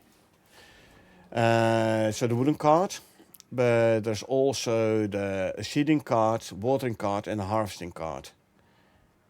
If I'm not mistaken, they can all be pulled by the normal horsey. Kind of currency that do you in game or have to spend money? You can have so currencies. Easiest to show here. Ren you get from doing simple quests and missions. Purple exotics you get from some missions on Olympus, Styx, and Prometheus. There's the red exotics which you can only get on Prometheus. Exotics you have to like either mine from nodes or get from deep veins. The red exotics, there is the special red exotics tree, the red exotics vein variant, the trees. Then you have to clean them in an organic residue cleanser. And then there is the biomass, which you can gather if you kill world boss, get a loot, and some types of loot can be turned into biomass in an organic residue cleanser. As you can see here.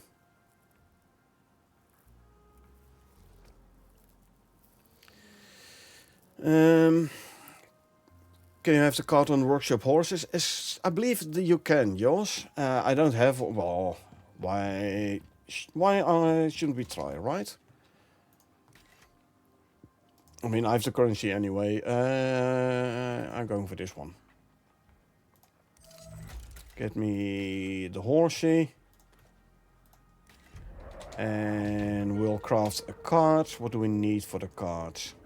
Epoxy and a riding saddle, so leather and epoxy.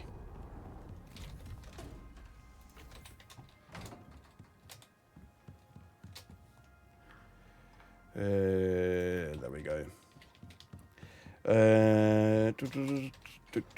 So drop these in there.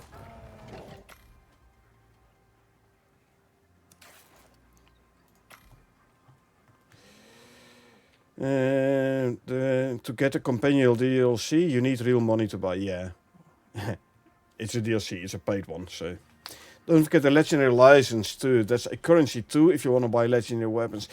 I wouldn't really say the license is a currency as such, Infinity. I mean, the name already states it's a license, not really currency. The currencies, especially the Ren, the purple and the red exotics, you can use to buy a multitude of items in the workshop.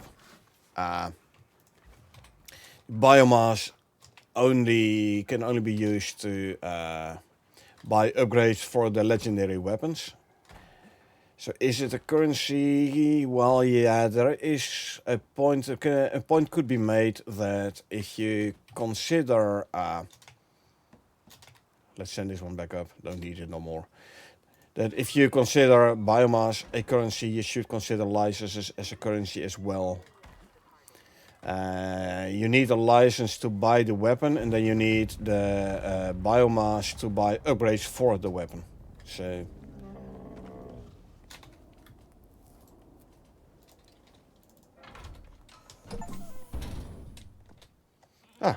Achievement. Cool. Archibald. You can't. I thought you could. Apparently you can't. Okay, well. Now we know that as well. We learned something today. Workshop horses cannot pull a cart. Gotcha. Ooh.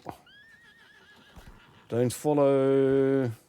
actually, I'll set you to follow and then back to here. To the middle a bit. And here I'll set you to stay. Let's have a quick look at the skill tree though. It is rather similar to the Terranus, I'd say. Don't think this one is any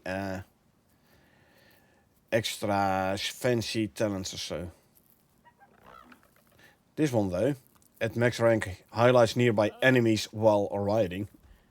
I mean, you don't need it. All you need to do is like open your eyes, but it can be handy in the forest.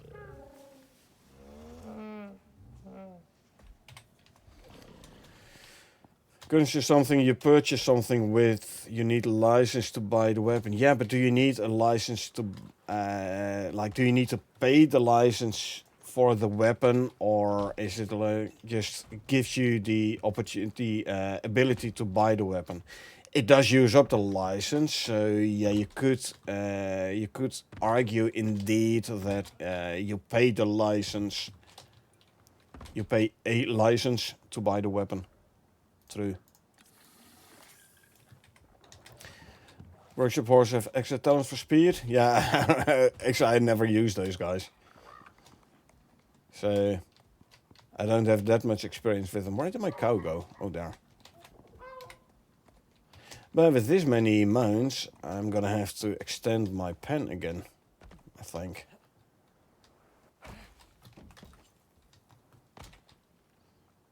Yeah, sure, I can expand it that way. It should be able to. Like maybe think about placing an extra food and water trough.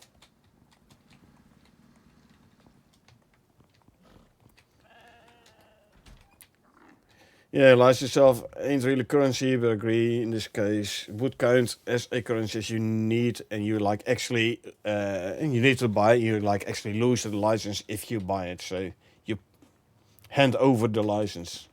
It's not a reusable item. So yeah. Pretty cool house. Thank you. Been working on it quite a bit. Started out with a little shack. Discussed this with Jaws earlier today. Start out with a little shack and then you extend your base bit by bit.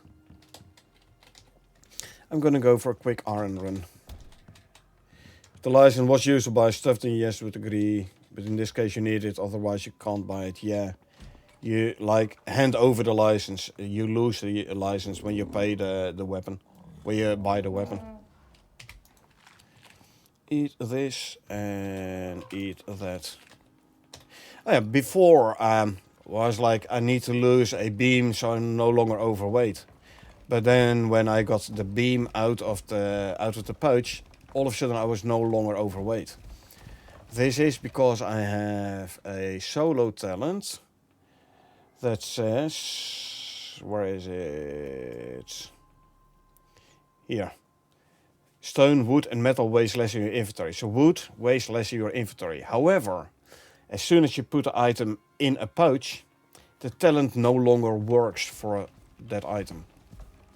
So that's when I put the beam in the pouch. the weight reduction was gone, and then I was over encumbered. And as soon as I took it back out, the talent kicked back in, and I was no longer over encumbered. Hey, a bee tree. See, that's how bee trees look. Safe way to take out bee trees is from a distance, so they don't swarm.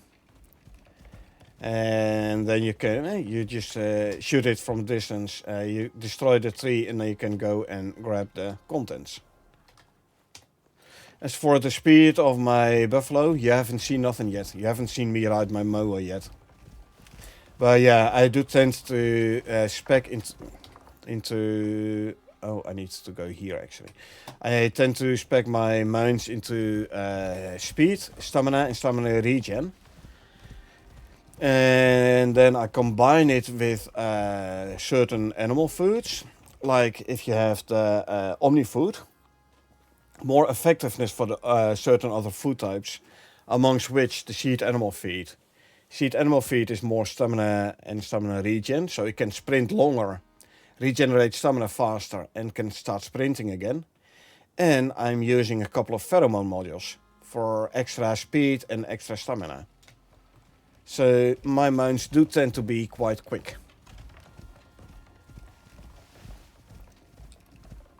Hey, you're now curious about my Formula 1 mower. When I'm back at base, I'll take the mower out for a spin. Now, if you want to really min-max the speed, you go for 4 pheromone modules. Now, they have diminished return, meaning the first module has full effects. And every subsequent module you equip, the effects will be halved. So, whereas the first pheromone module gives me 50% more speed, and I can show that easily. This one gives me 25% more speed and 50% more stun. The second one is 13% speed and 25% stamina. Third one is 7% speed and 13 stun. If I would equip a fourth one, it would be like 4%, 3 or 4% speed and some 7% more stamina. Also, another thing for my speed for the mounts. Talents. 5% more movement speed. 10% more stamina for all the mounts I tame. And 10% more stam regen. So, yeah. Let's see, let me drop off some stuff. So I can run in without being over encumbered, and I am gonna take a couple of pouches already. Because I need to kill a couple of worms. Knife him in the face. Like, you can see why they're gonna pop up. You can see these stone rings. So if you go in, you can see where they're gonna pop up. You can run in, wait for them to pop up, and straight away knife him in the face. Exotics node. Was kinda hoping for this. Definitely gonna grab this one. Bees, just ignore them. Let's see what the bee debuff actually does, yeah?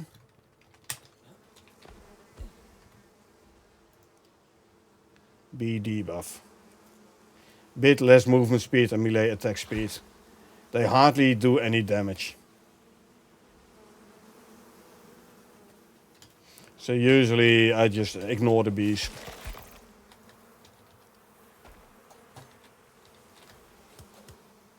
Boom. Bee's gone. Learning a lot here. Yeah, I am a veteran indeed. I don't need the copper, only need the iron. I mean, I do have a fair amount of hours into the game already, so...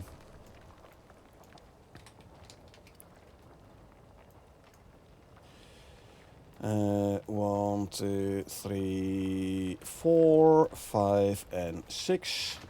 Grab more. I'm full again. Out of slots. So let's quickly drop off stuff in the buffalo cart. Now I am poisoned, just because I have noxious crust on me. It's very simple, drop it in the buffalo cart. Buffalo doesn't care. Buffalo doesn't get poisoned from noxious crust. 4, 5 and 6. Back to the bow, because I'm faster with the bow out, due to talents. Grab the rest of the ore. Now I am overencumbered, so I'm equipping my Neve's pickaxe, workshop item, which reduces the overencumber speed penalty by 50%.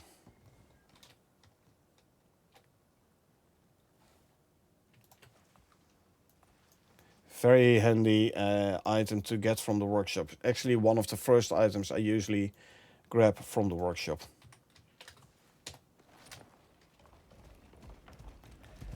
The many hours he knows a lot. So does Infinity. 2 pros in here. Yeah, Infinity definitely knows his way around Icarus as well. Alrighty. Let's run back to base.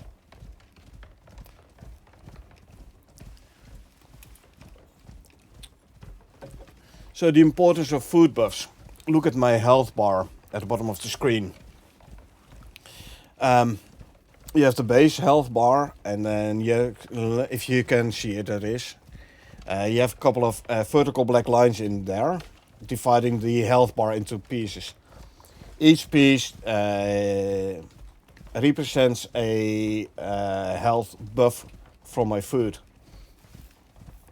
So yeah, you can see if I don't have any food buffs active, I don't have that much health.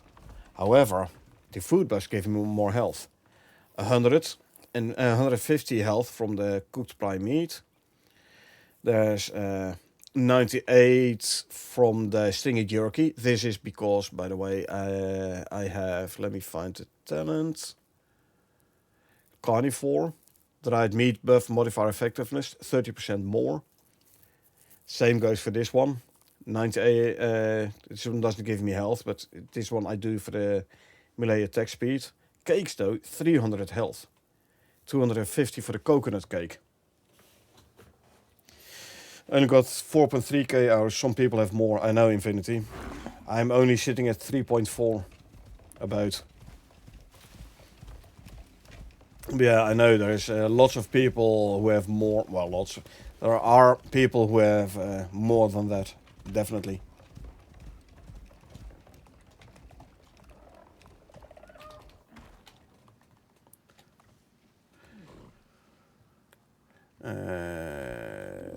This we can put away.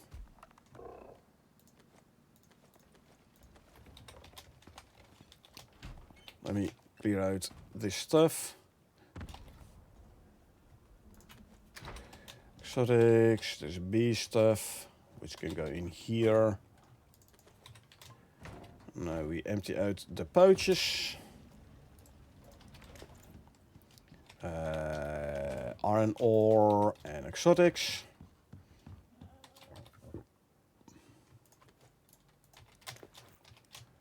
And it's gonna. It should have only grabbed the items from here. I was too fast with the Q key.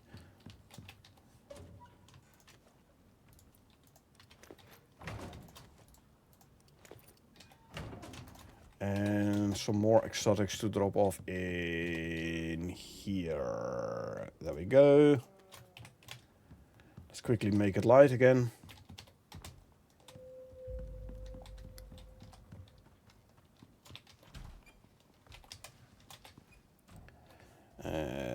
Put the pouches back in here. Where did I put my the animal food? Okay, the moa. Eat some of that and eat some of that. By the way, another thing, the moa.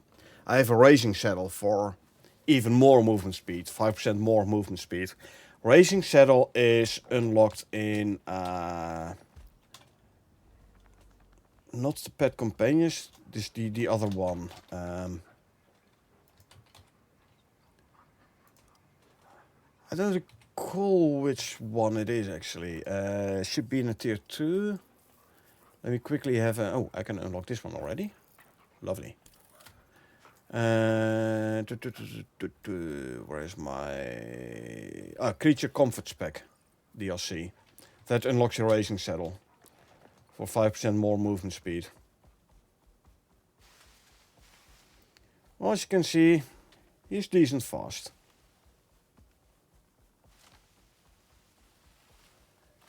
And again, if you want to really min-max it, you go for a 4th pheromone module. Those modules, by the way, you buy in the workshop for Ren and probably, possibly, also exotics, purple exotics. I'm wearing a suit with 4 module slots, which you have to unlock in the workshop as well, the holier suit, and that one might actually require red exotics.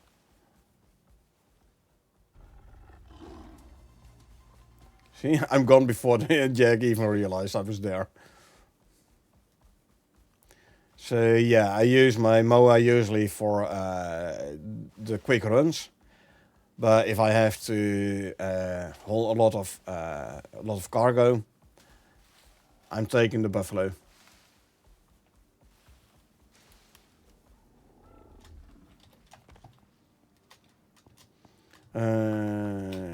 Let me put the animal food back in here.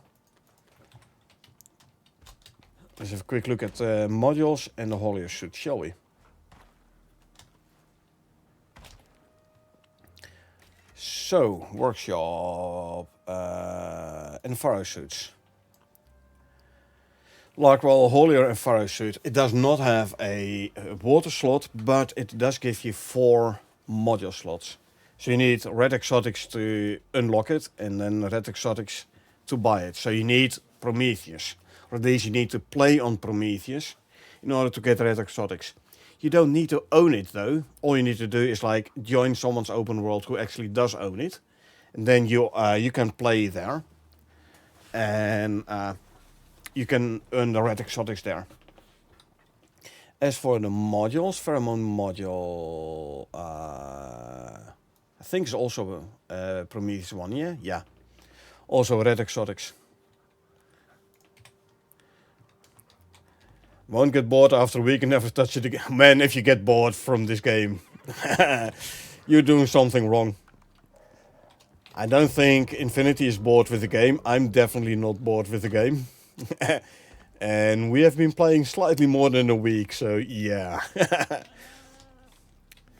It's easy to get started and have some decent stuff, but the more deep you get into it, the more grindy it gets. Well, grindy... I mean, sure, time consuming, but I wouldn't really call it grinding. I mean, grinding would be if you were to, for example, mine everything by hand instead of using the deep drills. That would be grindy. It's time consuming, sure, but hey, you don't play games because you don't have enough time. If you don't have time, you're not gonna play games. So, time consuming is not bad.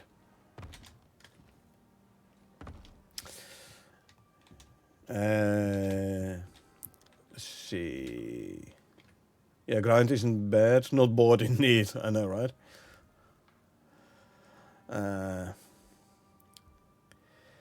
Once you have drills and things going, it's nice. I mean, still, it takes time. You see, you have to regularly do a drill run to get your ores. But have you watched Rocker stream the other day? They were streaming Elysium. I know they were streaming Elysium, and I deliberately did not watch it, Infinity. I do want some surprises sometimes, you know? So, yes, I know they were streaming Elysium. And that is that's exactly the reason why I didn't watch it.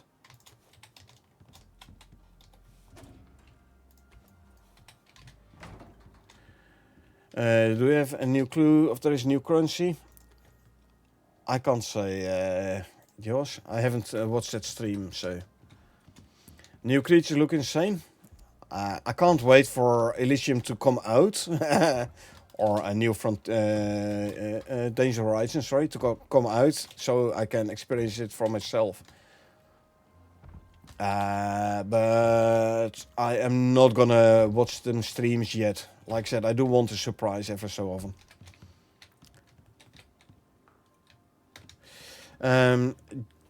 Josh, you can watch the Discord, the Icarus Discord.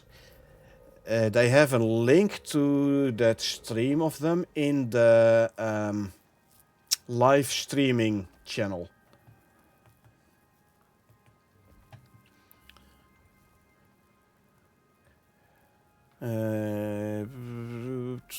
I thought it was there. No, I can't see it. Or just check their Twitch. You should be able to see it on their Twitch channel as a past stream. Yeah, they have a VOD. Yeah, they do keep their VODs for a while, indeed. These ones aren't growing that fast, eh? 30%.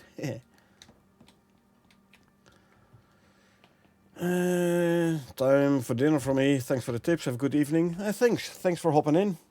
Yeah, I'll be going for a dinner as well in 30-ish minutes. Or if my headset decides like, okay, you're out of power now. Whatever happens first.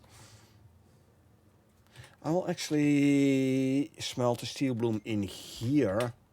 So I keep some steel. It doesn't straight away be turned into cold steel. Because I do need steel for the beacons. So when it comes to these beacons, they say craft 100. That is about enough to, well, if you don't waste too many beacons, it is enough to get you to the place you have to go to. Let's put it that way. And there you will find new beacons. So I don't really need like 500 beacons, but you know, I'm one, like, if it's worth doing, it's worth overdoing. So I'm just gonna craft myself the whole 500 beacons. Trail beacons, that is. But yeah, I do need 80 steel. What else do I need for these beacons? If I say, give me like 500 of them. Oh, 500? I need 400 steel ingots for that. Wow, that's a lot. Maybe I should just go for 100 then. Okay.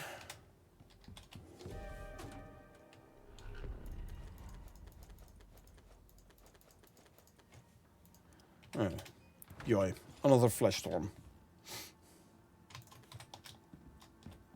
I don't even have the coal for all this steel, man.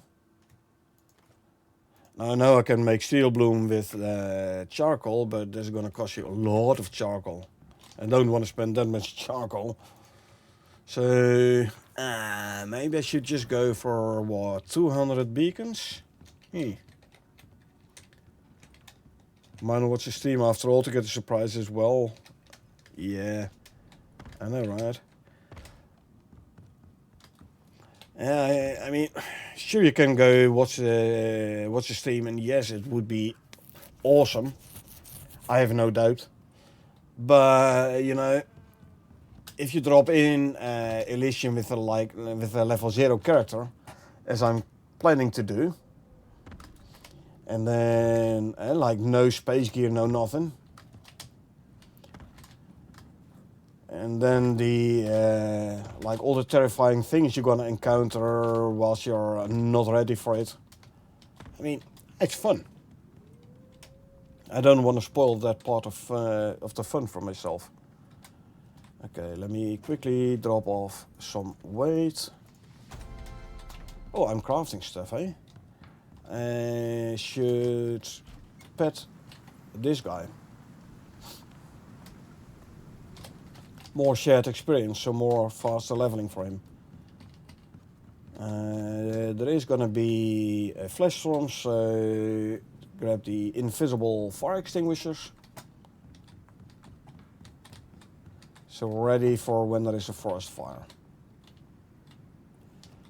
In the meantime, like I said, we're making steel bloom to make the steel ingots we need for the tail beacons. Actually, if I just grab this and put it back there, I can smelt steel twice as fast without running the risk of it straight away turning into cold steel.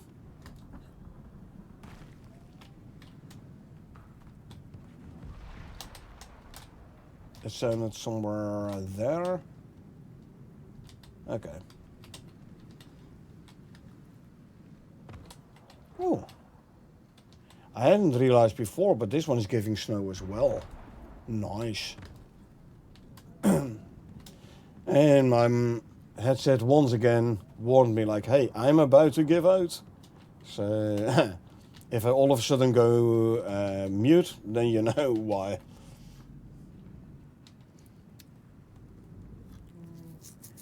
Right. Keep on going there.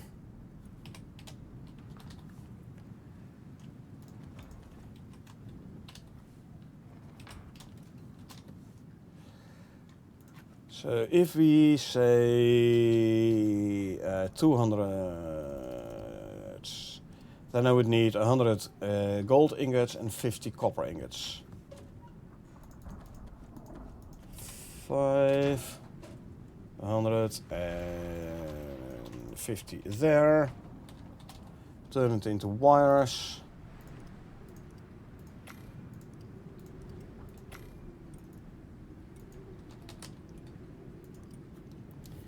And I would need 2 steel ingots to turn into screws and 80 glass.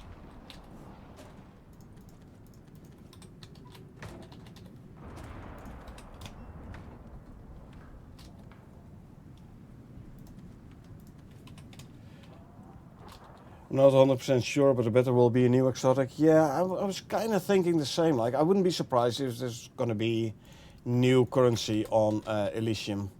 I mean, kind of in line. Oh, force fire, going for it. Kind of in line with what they did with Prometheus. They gave us a new currency. So I wouldn't be surprised if they would do the same on Elysium, indeed.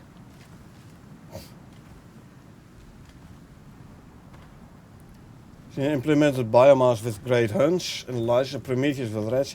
Yet the biomass is not really map bound, you know. Really? I'm working here. The biomass isn't map bound, so... I mean, with the Copernicus update, they didn't give us new currency.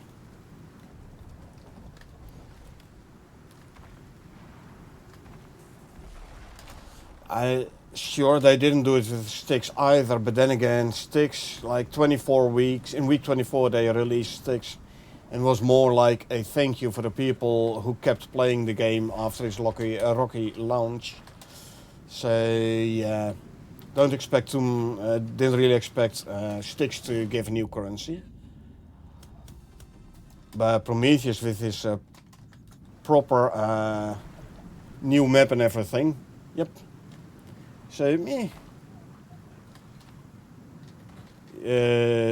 True, but still a new currency as such with the update. That is true.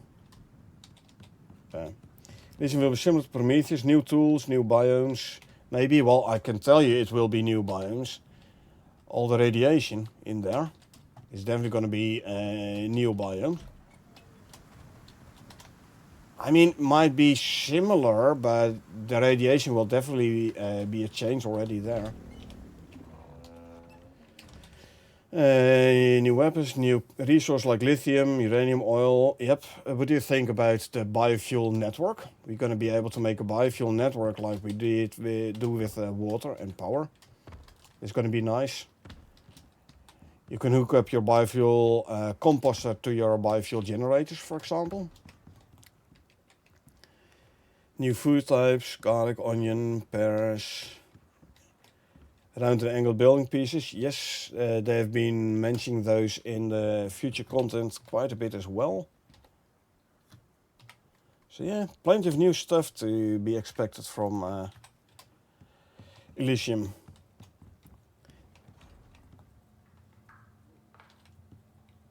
They had the biofuel network. They attempted the biofuel network in the stream. Okay, cool.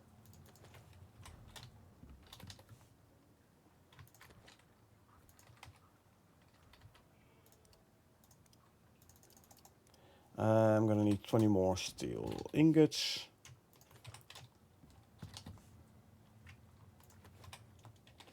Also mentioned the landing pad for the drop pods will be coming with Elysium. Finally! Like cargo only or players as well, player pods? It would be so nice if you could like place down the pods for the pads for the cargo pods, so they don't land in the middle of your base.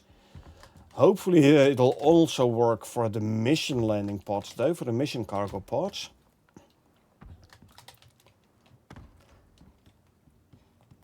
And what's your thought? Because I missed it. Couldn't ask questions. Yeah. Oh well. But yeah, so it is ready for playtesting, or at least they are playtesting it already, eh?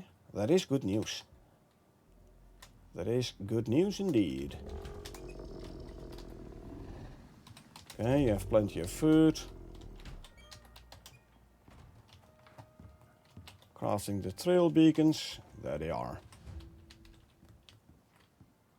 Now we have to find an entrance to the null sector. Well, we know where it is, obviously, because we have been there, done that.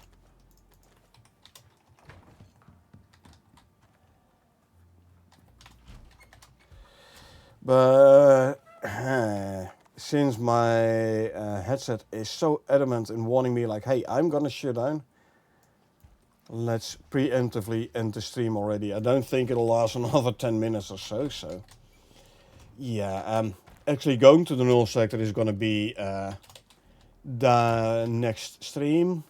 Tonight will be a grounded stream, grounded 2. As will Monday. Tuesday will definitely be Icarus again. Then we will be going to the null sector. I'm hoping they're released on the 4-year anniversary in December. Don't remember the day. Would be very nice indeed, Infinity, but indeed, fingers crossed, right? Anyway, like I said, I'm gonna call it for now, whilst my headset is still working. Did preparations for the null sector mission. Lots of ammo, very important. More preparations. I might want to bring some more food though. We'll see. But yeah, next time we're gonna go into the null sector proper. Don't worry, I won't leave you without Icarus. I will do a quick raid. So thanks for being here. I really appreciate it. I hope you folks enjoyed watching me play. Now, if you did enjoy watching me play and you want to get notified and next time I stream, feel free to hit that follow button. Or if you watch this on YouTube and you want to get notified next time I upload something, feel free to hit that subscribe button. Other than that, thanks for being here. I really appreciate it. I hope you had a good time. And I hope I will see you folks around the next stream.